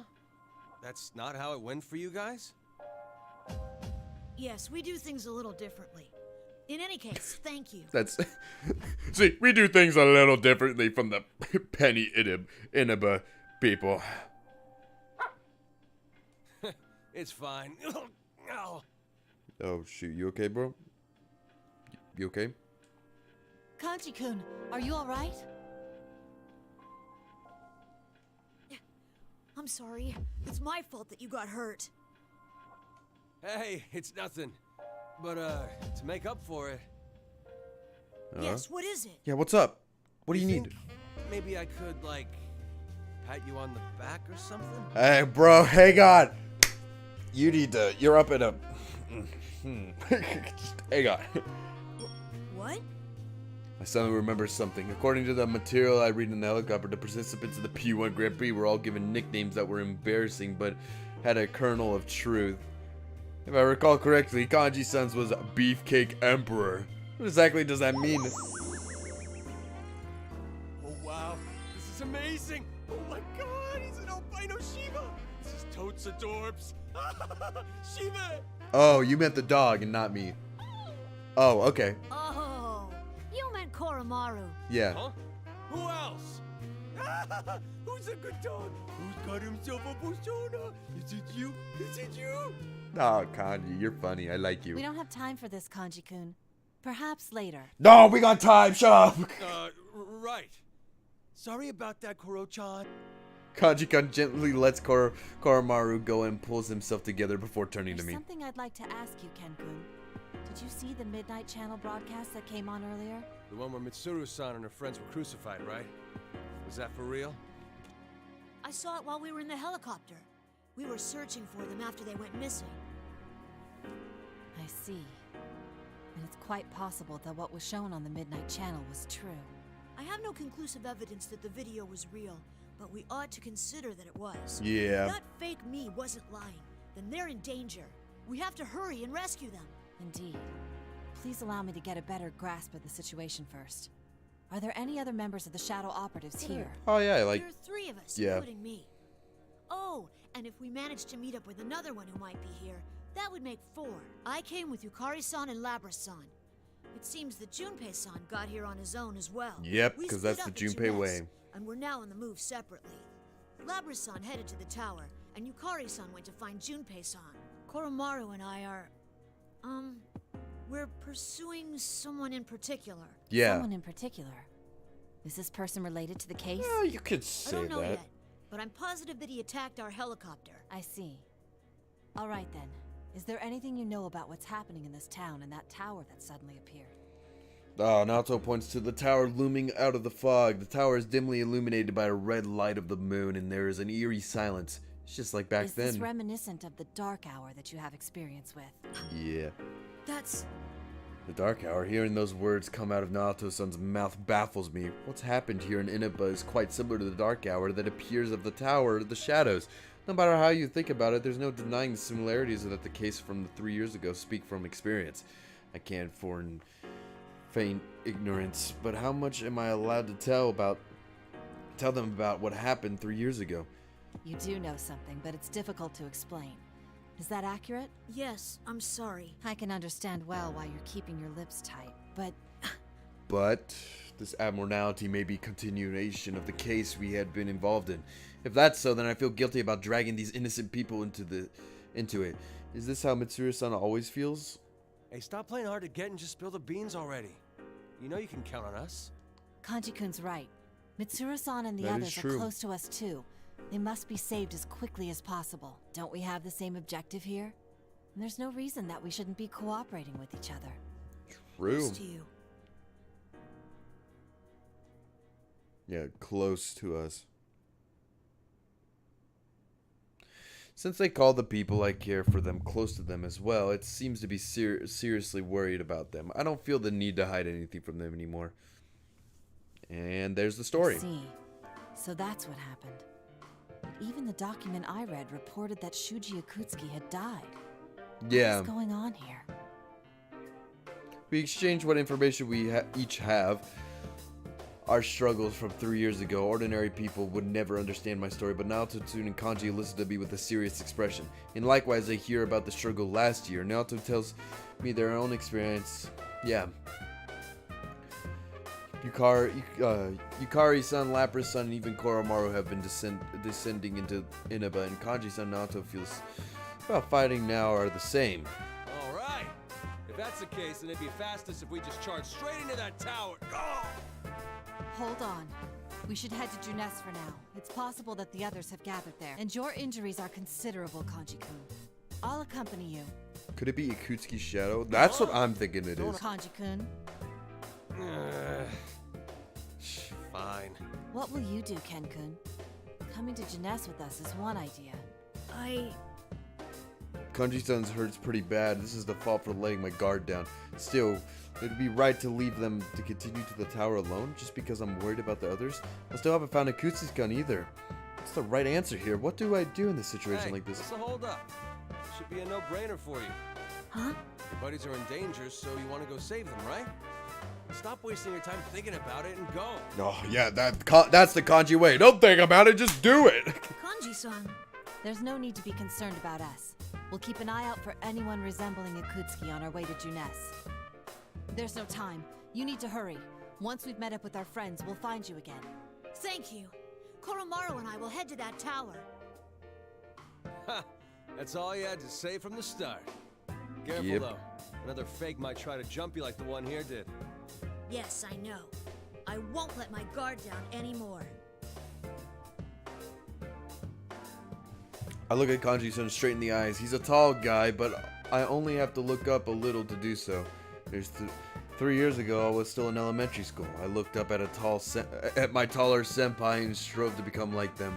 Since then, I suppose I'll become impatient without realizing I'd lost sight in what was around me. I felt as if it was only one being left behind. Now get going. Wait a minute. You said you're... Huh? Wait, hang on, I thought Ken was short in this game.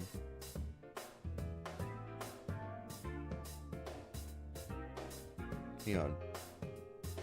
Not that short, but wasn't Ken, like, not that tall? Yeah, he's 5'1", and Kanji's, like, 6 foot. You only have to look up a little, bro. You gotta look up a full foot. What are you on about? Right. Please be careful, you two. And we're off. With a slight feeling of embarrassment and yet nostalgia, I run off along with Koromaru. There are other Persona users besides my senpai from Gekkoukan High, and they're a little closer to my age, too. Yep, that's cool. Ken is 11 in this game? No, Ken is... Yeah, actually, I think Ken's 13.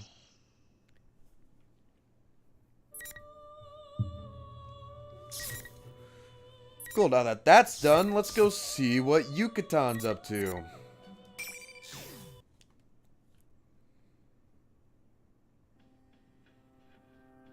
Everything is still, and I feel like I'm left behind in the flow of time. Like I thought, there's something wrong with the entire town.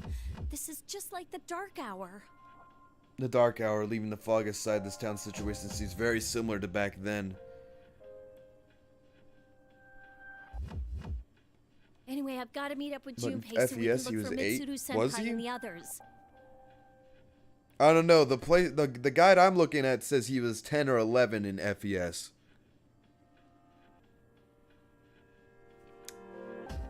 So I don't know. Well, let's see. He's in middle school now. So yeah, he would have been 5th or 6th grade, which yeah, I guess he could be 10 or 11. Oh, I wonder if everyone's okay. I'm worried about Kikuno-san too. If only Fuka was here. The sound of the helicopter fading away quickly after it left. The town is oddly quiet. I'm actually glad that there aren't any people around though, since I didn't have any time to change. I'm still in my feather pink costume. It didn't bother me much when I was in a helicopter, but just imagine walking around like this where other people might see me would be embarrassed beyond belief. That's quite a bizarre look you have there, Yukari. Oh, hey, Mitsuru. Wait a minute. Mitsuru-senpai? You're here! I see a familiar silhouette through the fog. Wait a second. Why is she dressed like a villain from my show? I mean, I know that she's never been all interested in fashion, but in any case, I'm relieved to see her. Thank goodness you're okay. Are Fuka and Akihiko-senpai with you too?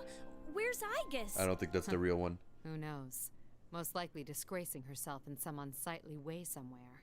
She's capable of getting herself killed on her own. Huh? Mitsuru-senpai? Uh-oh. Don't you think so? You came to this place to do battle to begin with. Isn't that so, Yukari Takeba?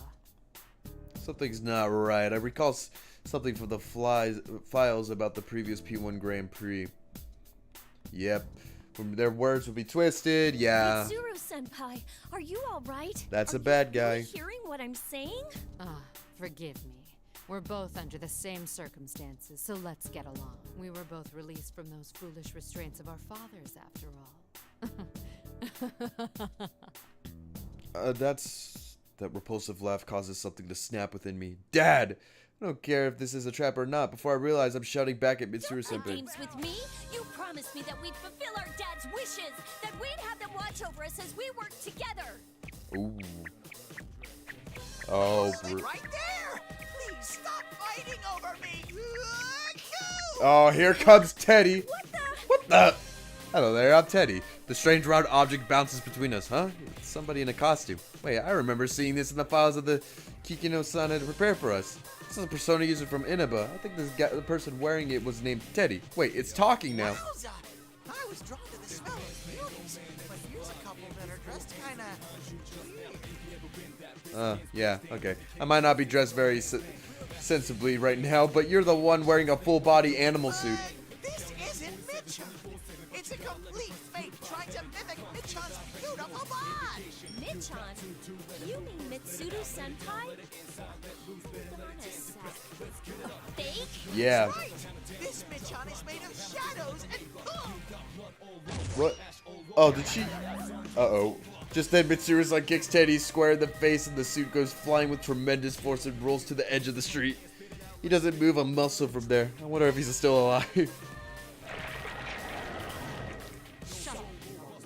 Now bring on the ring. Well, I guess we gotta fight, Yep.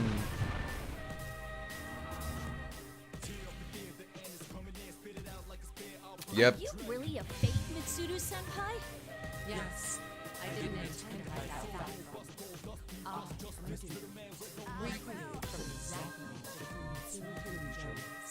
What? You took Mitsuru-senpai's form and mocked my dad. I will not forgive this. Well, I'm simply fit of rage. A phenomenon similar to the Dark Hour. A tower that looks like Tartarus. Anything could happen now. It wouldn't surprise me. But for this thing to take the form of my best friend and do what it did, it's absolutely unforgivable. You're a shadow, right? I won't show you any mercy. All right, here we go.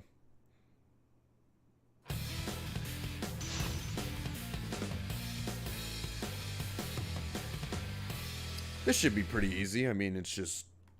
Final. Ow, ow.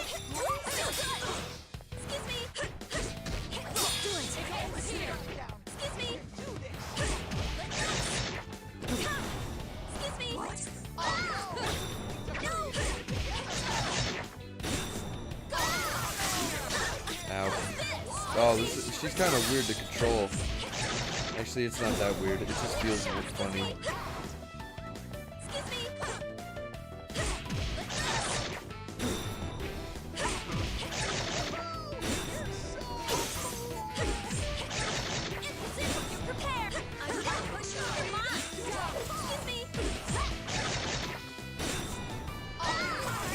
Alright, let's see what her final feather arrow. Alright, let's do it. Stop it.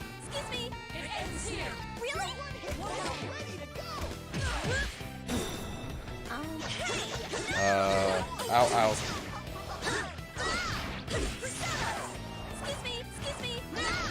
Ow. Oh, well, I wanted to do the thingy above. Wait, Yukari didn't miss her attack? Wait, what? That's not Yukari. That's gotta be a fake. There ain't no way.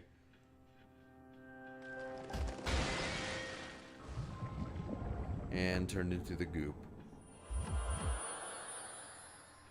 The moment of victory is decided. I hear something shatter. The red post begins to crumble, and the creature that has been taken mysteriously by its form begins to melt. Wait a minute. I just thought of something. So, if Akutsuki's back... and this is the Persona 3 side of everything, wouldn't that be, it would make more sense for Akutsuki to come back than Adachi. Am I right? Like, you know how Adachi came back? What if in the P3 route, Akutsuki came back because he was the villain in the game? Hang on, we might be onto something. Gross! Oh, but she really was a shadow. I can't help but wonder at the bizarre sight. That's when Teddy comes rushing over. His footsteps make a strange squeaky sound. Thank goodness. It looks like he hasn't been hurt too badly. Are you okay? Are you hurt at all? No, but are you hurt? Thanks. I'm just a bit ashamed of myself.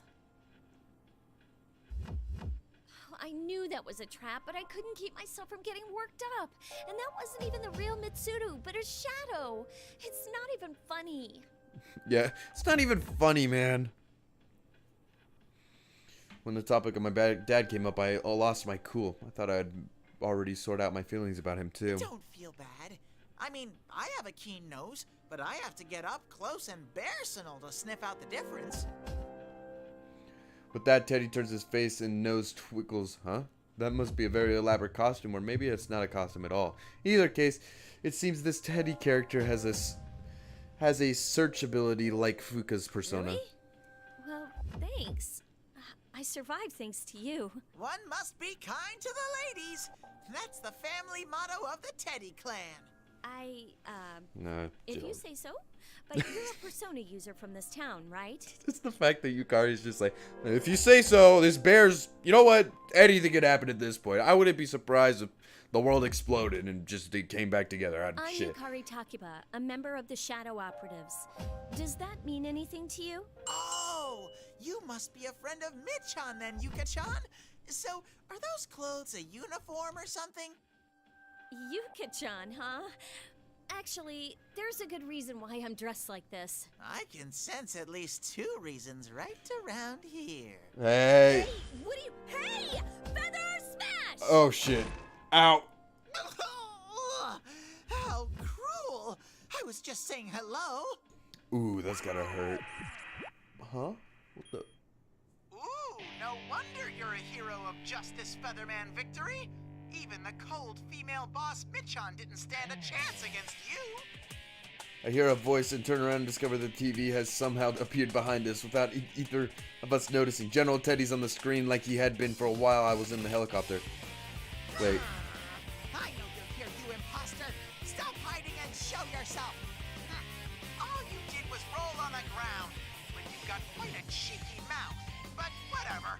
The real Michan's execution show is gonna start soon, you know? Execution? Execution? You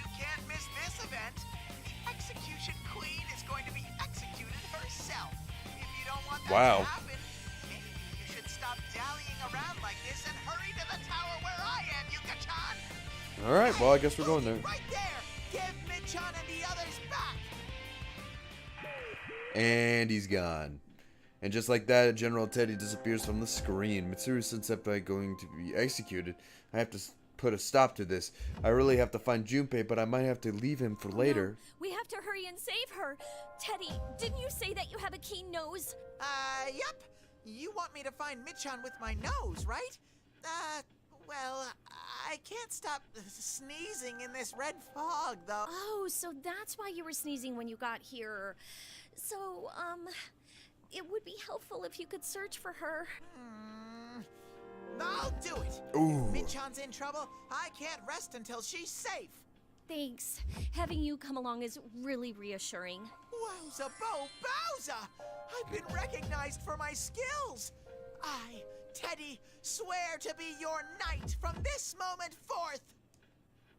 Teddy salutes and gladly in the middle of his speech, then sneezes loudly. I heard that Persona users of Inaba were pretty unique. They do seem a little weird, but I don't necessarily mean it in a bad way. Well then, shall we get going, Sir Knight? You can tell me more about your friends, too. But the next time you try something funny, I'll blast you with a hyper feather shot. Got it? You're so cruel, Yuka-chan! Yeah, we should probably get going. I decide to head towards the hardest-like structure with Teddy, and we immediately begin dashing in that direction. Sorry, Junpei, you'll have to wait just a little bit longer. It's okay, Junpei's going to the same place, so you'll be fine. Ah, to be continued. Alright, then who's next? Who do we got? We got Mitsuru. Well, Mitsuru seems quick, so...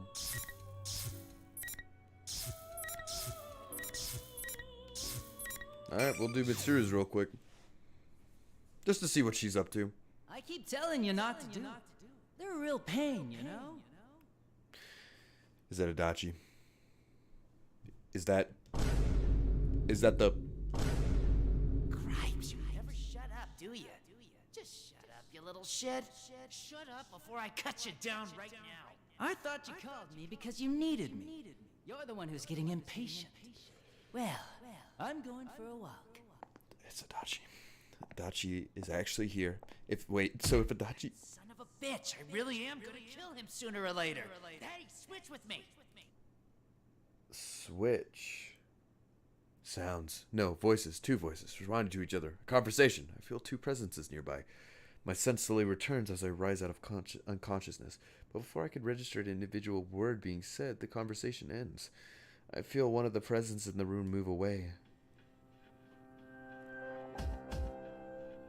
Looks like you're awake. I furrow my brow. The person standing before me is a different presence than either of the two that I have sensed. A red-haired young man in a Yosagame uniform? Did a child like him capture us? What have you done with the others? Let them go. So those are your first words after regaining consciousness. I don't think you understand your situation. Yeah. I understand that I've been captured by some boorish people at the very least. We were ambushed in Inaba Pass, caught completely off guard. The limousine went sent off the edge with us inside, and now I find myself here. My arms, legs are bound, and someone has taste in binding me like this. I recall a particular loathsome memory from the past. The cross must be because of the immense sense of fatigue that feels in my entire body. I don't seem able to summon my persona. Who are but you? Is this all you're doing? That was a pointless question. Even if it is, what are you going to do about it? Jump down off that cross and kill me? Wow, you don't have to be that. You don't have to be that guy, but all right. Looking around at my surroundings, this place, the place where my companions have been captured and crucified, in the past where my beloved father met his unfortunate end, the top of the Moonview Tower, and the cross. Only one name comes to mind. Kutsuki. Is this revenge for him? Yeah, is it? Revenge. A pointless word. What do you think of the previous performance? It must have seemed like something from Ikutsuki's own mind. Performance? When we pursued Lapras and entered the TV world last time, a mastermind robbed Lapras of her freedom and spoke of her own villain scheme. That's right. His speech did resemble Ikutsuki's own mannerism, but why we narrowed our search for the culprit down to those related to ergo research and how we'd be able to gather more. Don't worry. He's dead. Not just dead, but killed. Who? You must understand. You're a Kirijo. Are you trying to say that we killed him? But he was... Oh. Oh, I hear something dripping right next to me. Crimson eyes shine coldly behind a golden mask. White and black liquids swirl around his head. Is that some persona? Suddenly it slams the hilt of its sword into my abdomen. The blow sends my mind reeling, but I barely manage to retain consciousness. Ikutsuki doesn't matter. You're nothing but bait after all. What? I've shown them how you've been captured. How touching. Your comrades are gathering one after another. What are you after? What do you intend to do to my comrades? Even your calm. So Ikutsuki isn't alive, but I saw him though. Ken saw him, and wait, okay, maybe I might be joking. You'll all die might be together eventually. Crazy. Not just you, but all life itself. I will destroy this world. Everything will die, and this place will be reborn into a new world. His world, where only one life remains. His world? Preposterous. I don't know how you intend to bring this about, but I won't let you create a world like that. I don't need your understanding.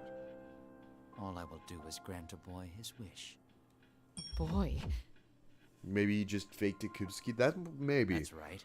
I don't know. Doesn't it ring a bell, Kirijo? Your desires created that boy and gave birth to me.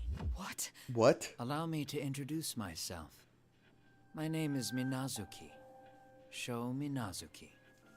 I am the embodiment of your sins. Just take your time and wait. Sho Minazuki. That was the name on the report I received from Kikino. That's right, it was a name I saw on Shinji Ikutsuki's experimental date. If I recall correctly, the experiment was a number of pieces to the puzzle fall into place for me. Wait! I raised my voice as loud as I can to the boy, who has his back turned to me. Suddenly, I'm struck with a sensation of something being drained from my body and my vision blurs. I desperately try to cling to consciousness. I must escape this place and stop his plans. I won't let him destroy the world no matter what.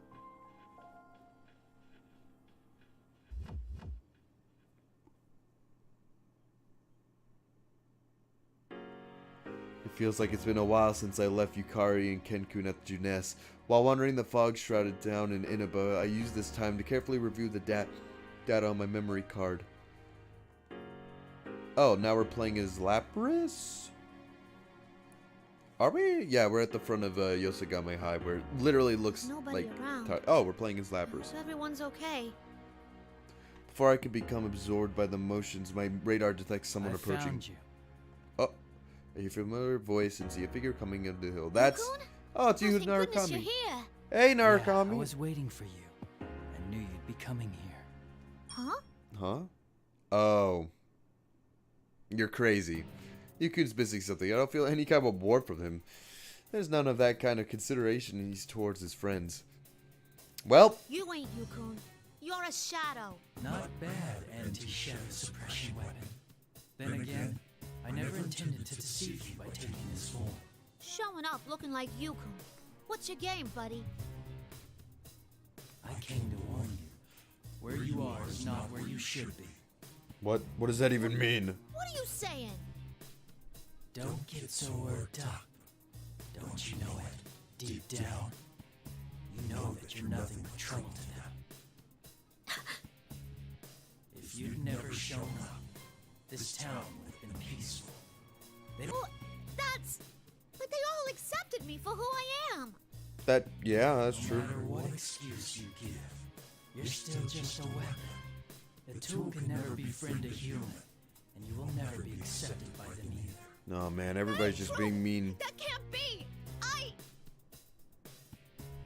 I desperately try to deny it, but my words fail me. I am a machine and I was created as a weapon. I am nothing but a tool to destroy shadows. Are you gonna fight Narukami? What about you, Labras? What'll you do? I hope Mitsuru-san and the others are okay. Could you please go right to that tower? We'll head over there too as soon as we can.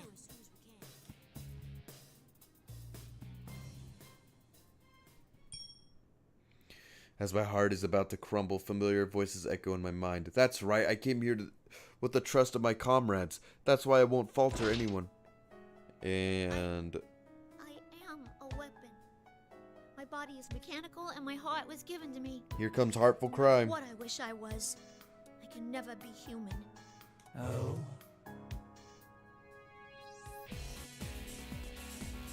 But Yukun, Mitsuru-san and Yukari-san, and even Ken-kun all think of me as someone precious. I'm the 5th generation anti-shadow suppression weapon. I'm Labras, a member of the Shadow Operatives. Uh-huh. I see.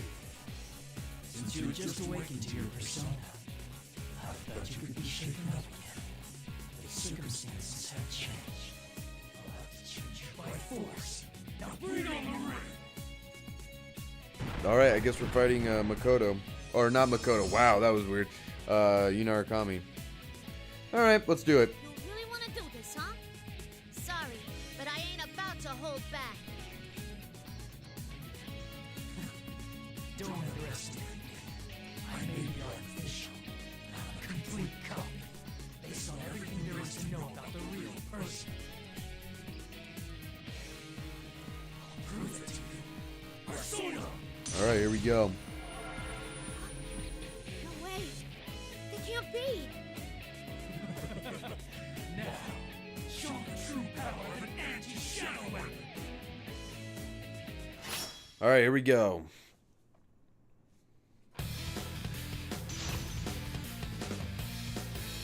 This shouldn't be too hard. Finally! Come here, Narukami.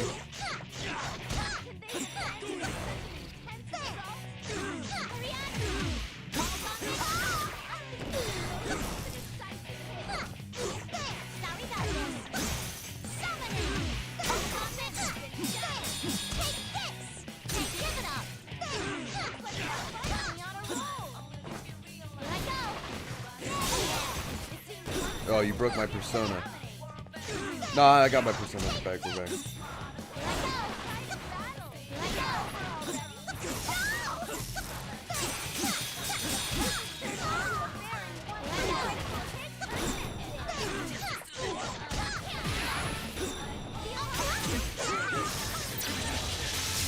Ow. Ooh. Nerd. Sorry, Lab. Sorry, Narukami. Gotta do it to him.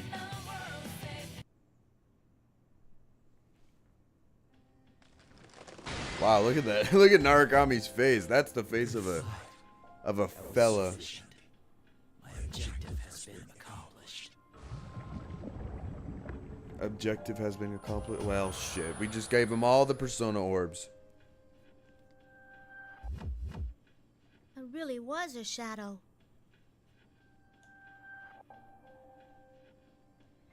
Cool. The melting you suddenly spits out a ball of golden light. Yep, that's typical. Ah, Kamaru. Labras-san. Ah, Ken. Oh, finally. Familiar faces. I'm overcome with the surprises, so Ken-kun makes his way to me. Koromaru has been at Ken's side, but he dashes over to I'm me. so glad you're safe. Is something wrong? Ken-kun has a worried expression. Even though the fake Yu-kun it was a shadow, the harsh words coming from what appeared to be Yu-kun's face has still left me agitated. I'm okay.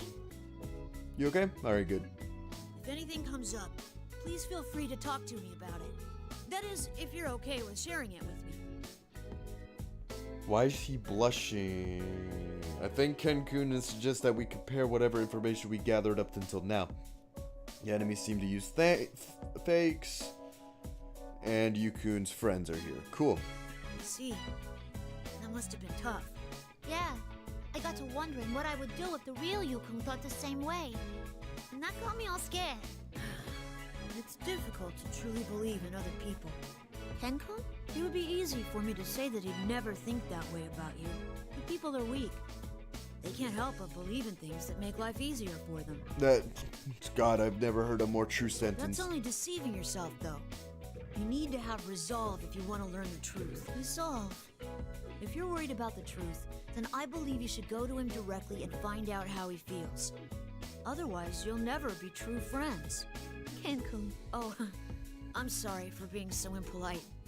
It's easy to tell others to learn unpleasant truths.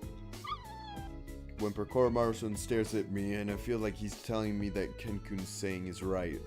I should find out. If Yukun and his friends are headed here as well, it seems that eventually I should use that time too. I see. A relationship between two people cannot be formed until they speak their minds to one another. That sure as so hell requires this resolve. Who's there? Oh, is this, she said the thing! We stand ready at the sudden voice. Oh, hello, Theodore. How are you doing? A silver-haired man wearing a dark blue clothes steps from the shadows of the school gate. Where did he come from? My radars didn't detect him at all. Wait, I'm still not detecting him. Who are you? Ah, how truly rude of me. My name is Theodore. I didn't intend to eavesdrop on you. But as I wandered in search of cola, I found myself here. Oh, I forgot you were doing that. You were in search for cola, but you couldn't find any. Blue costume. Are you connected to Elizabeth? Such a vibrant shade of blue. Its distinctive clothing looks familiar, Elizabeth. Yep. My, so you know of my sister. Labra-san, is this person an enemy? No, he's fine, he's fine. Probably not. Elizabeth helped me realize a ton of stuff, but... well, she came on a little strong sometimes. Yeah, you can say that again. Oh? Was she rude to you? She once forced me to eat a large quantity of cinnamon, and I thought my mouth was going to be desiccated forever. Oh, so yeah, it is canon. That Elizabeth bullies Theodore. I'm sorry, Theodore. Cinnamon? Cinnamon. Please, don't worry about it. It is merely a bittersweet page from our youths. I see. Oh, right. My name's Labris. This is Kenkun and Koromaru-san. They're my... well... It's nice to meet you, Theodore. We're Labra-san's comrades. Comrades. Thank you for the polite introductions. It is a pleasure to meet you. Comrades, I am embarrassed, but a way Kenkun said it is without any hesitation warms my heart. Can't help but smile. On a different subject, has anyone seen my sister Elizabeth anywhere? I have, actually. She was in space. Elizabeth? Nah. The last time I saw her was in a dream. I haven't seen her around here. Is that so? There's something I was meaning to ask her if I managed to find her. I saw traces of cinnamon along the road here, so I thought that she might have come this way. Elizabeth is here? She said it is in her dream that she was searching for power. If she happens to come across this town while in such a special situation, wouldn't it make sense that she would come to this tower? Please forgive me. It seems I've detained you for too long. Please, do not be alarmed. I have no intention of getting in your way.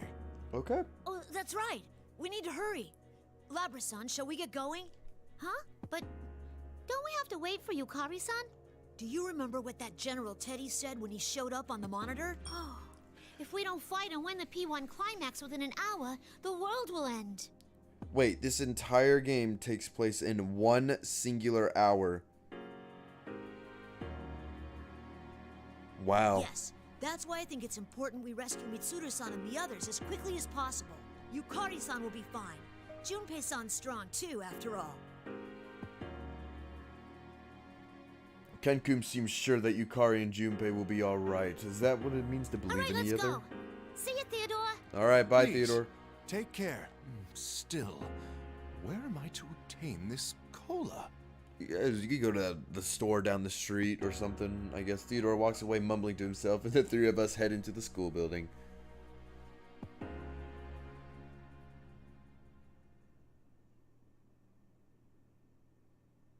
And here we are. When we enter the school building, we find it in a red fog we'd filled in the halls are well ruining our visibility. The hallways seem to go on forever, and the classrooms lined both the sides of the distorted, though this is similar to the way the buildings have been in the TV world. The red fog increases the creepiness tenfold. The fog even mutes our footsteps as we proceed. As we walk along, Koromaru growls. Koromaru-san?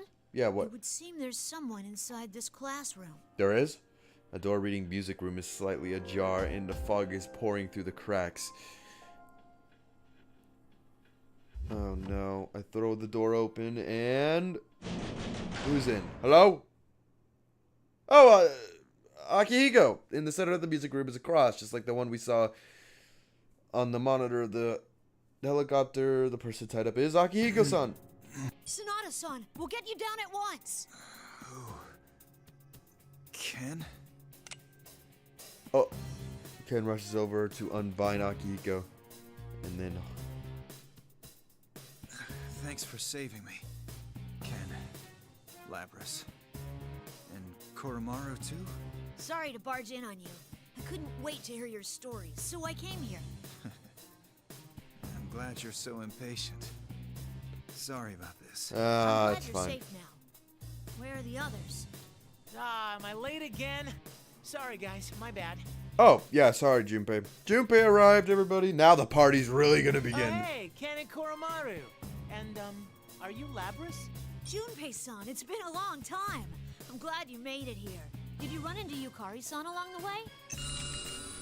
Junpei's son, beginning personal scan, identified Junpei Ori, as I thought is another of Itsuru's comrades from high school. He's currently listed as a member of the auxiliary staff of the Shadow Operatives. You're glad about stealing the limelight from me? What? Kinku's expression changes as he quietly moves his spear into a combat position. Scanning. Subject confirmed as Shadow. God damn it, Junpei Shadow. Shit, I dropped my phone. Yeah, it's fine. I've never faced Junpei-san before. He's a tough nut to crack, I'm just saying. Ken-kun laughs to himself and takes a step forward. Alright. Hey, Ken-kun, are you okay with fighting somebody who looks just like one of your buddies? I mean, aren't you afraid? Like, what if that's the real one? Could you notice the eyes on him? He's clearly not the real one. Ken-kun smiles at me, and then he explains himself in a tone of voice that makes me feel silly for doubting him. That's a silly question, Labras-san. Even if it did turn out to be the real Junpei-san, if I'm truly being challenged, then I can never back down. Yeah. Truly challenged? Alright, good. That's good to know, Ken. Yes. When it comes down to it, I will stand up and fight for anything I truly believe in. Looks like you're finally learning to talk like that, Ken. Akihiko-san! Labras, let me tell you something. Even if the enemy you face is someone you once counted as a friend, in a battle for your beliefs, the bonds formed between true comrades will never break. Man, this is beginning to sound like that one part from The Answer where everybody fought each other. Are you trying to bore me to submission? Let's get this over with already. Bring on the rain! Alright. And here it goes. Selfish rules as always. Now, normally I'd take him on, but let me take a quick break from the fighting for now. Alright, I'll give you a 5-minute break. 5-minute break, Max. Yes, please rest, Sonata-san. We can handle this. Akihiko-san smiles happily and takes a step back. I can do it too. Oh my god, okay, I get to choose who to fight as. Okay, Lapras. I hate fighting as Ken. Ken is so annoying to control.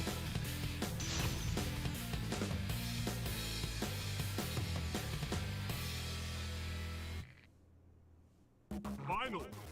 Alright, boys, here we go. Ow. Don't count me. Oh my god, oh my god.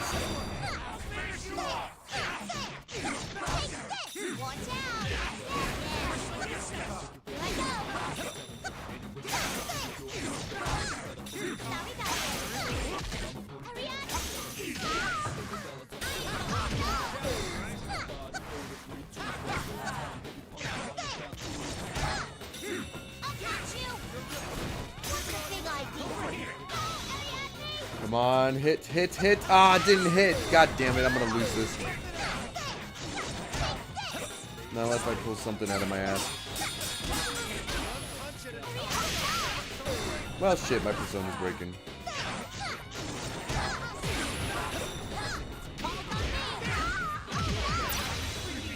Uh-oh. Ow!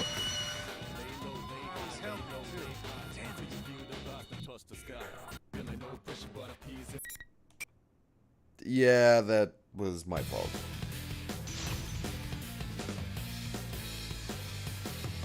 Man, if only I hit that insta-kill, you would have died, but Finally. Sometimes we can't have nice things. Give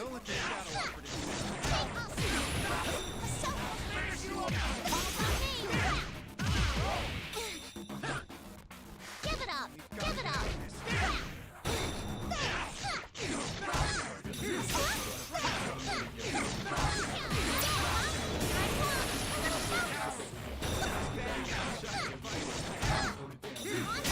See how it feels getting pinned to the wall? Yeah, it's not fun.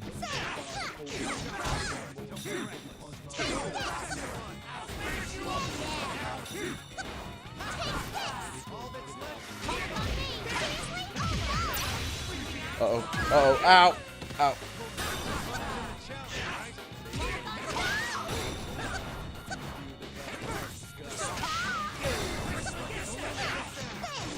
Ah. Got him. Not bad.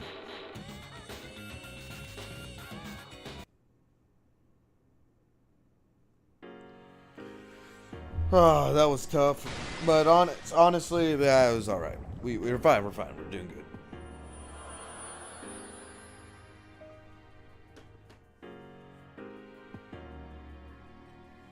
Cracks form, yada yada, and we're back. I wish I could say I was, but I'm pretty exhausted. I won't be able to call on my persona for a while. No. I guess that cross drains the spiritual energy from whoever's stuck on it. Yeah, me too, Koromaru. Koromaru speaks up and is trying to get our attention. The rains of the shadows swirl into the center of the room, releasing small balls of light that rise into the void above the room. Weird. The same thing happened to the fake Yukun too. It's flowing up. Does that mean it's being collected somehow? What in the world is that? There's something else that I've noticed. Everyone in Inaba, aside from us Persona users, has vanished. They poofed out of Doesn't existence. that remind you of the Dark Hour and Tartarus? That's ominous. If I remember right from last time we were here, the enemy was trying to turn personas into shadows and collect their power. And we know all too well what happens when shadows gather in Tartarus. Yep, that means something bad's gonna happen. Sonata-san, immediately after we reached Inaba, we were attacked by someone who looked very similar to Ikutsuki. Ikutsuki? That's impossible. We saw him. Yes, though I don't know if it was really him. But one of the Persona users from Inaba, Naoto-san, knew about Ikutsuki. The detective, huh? So they're running around out there too. Yep. Indeed. I wanted to find an explanation to this situation as soon as possible, so we shared what we knew with each other. This is their town. No matter how much we might try to stop them, they have... Mitsuru knows that at least. Though it seems like she was trying to bear the entire burden herself again. Well, that's Mitsuru for you. They're all incredibly skilled, too. If we can meet up with them, we'll be able to solve this case that much quicker. Thank you. Ikutsuki, huh? If he's really behind this, then we're at even more of a disadvantage. Sorry, Ken, but let me make sure I've got it all straight. I'm going to explain it to him. Now that Akihiko's recovered his senses somewhat, he both explains the sequence of events that have experienced up until this point. So we fell right into the enemy's trap and got ourselves captured. How careless of us. I'm surprised how easily they captured you. I thought you would put up like the most hardest fight known to mankind. By the way, Sonata-san, how have Mitsuru-san and the others been? I haven't seen them in a while. I hadn't seen her in a long time till I got back either. Don't worry, she hasn't changed at all. If anything, she's even more dreadful. Oh, that's sad to hear. I see. I don't know if I should feel relieved or worried. What, does Mitsuru-san scare you too? She's always really nice to me. You just don't know how frightening she can be. Try getting hit with that kick of hers. You won't eat normally for a week. Oh. she's very intense. And that's coming from me. Now that I think about it, I can't believe she was just a high school student when we met. Yeah. If that's the case, then I'll try asking her to start being nicer to you two. You can't. You don't have to get so flustered, you know? Yeah, the two have been so calm and rational when confronting with the fake Junpei. Seeing them so distraught over the thought of this, I can't help but laugh. Yeah. Pretty funny. Ah, to be continued.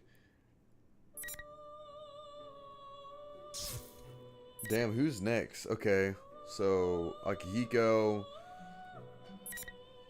Then we got the odd couple. Okay. Huh. Interesting. Well, it's interesting to see the Persona 3 side. I'm just surprised to see Ikutsuki still alive, if he is still alive. I mean, apparently they say he's dead, but we clearly saw him, so I don't know what to think of that. So yeah, yeah, I'm gonna go ahead and end the stream here because it's been 3 hours. So yeah, man, that's crazy to think Ikutsuki's back. I'm serious. That's crazy. I mean, Adachi coming back is pretty crazy, but Ikutsuki coming back, whoo boy, that's a whole nother show. So yeah, next stream will be on Friday, so make sure you be there for that. Because we might finish the game Friday, maybe. We might be getting there. We only got 41% done, so yeah, we're almost there. So yeah, I don't really have much else to say, so thank you guys so much for watching, and I'll see you guys on Friday.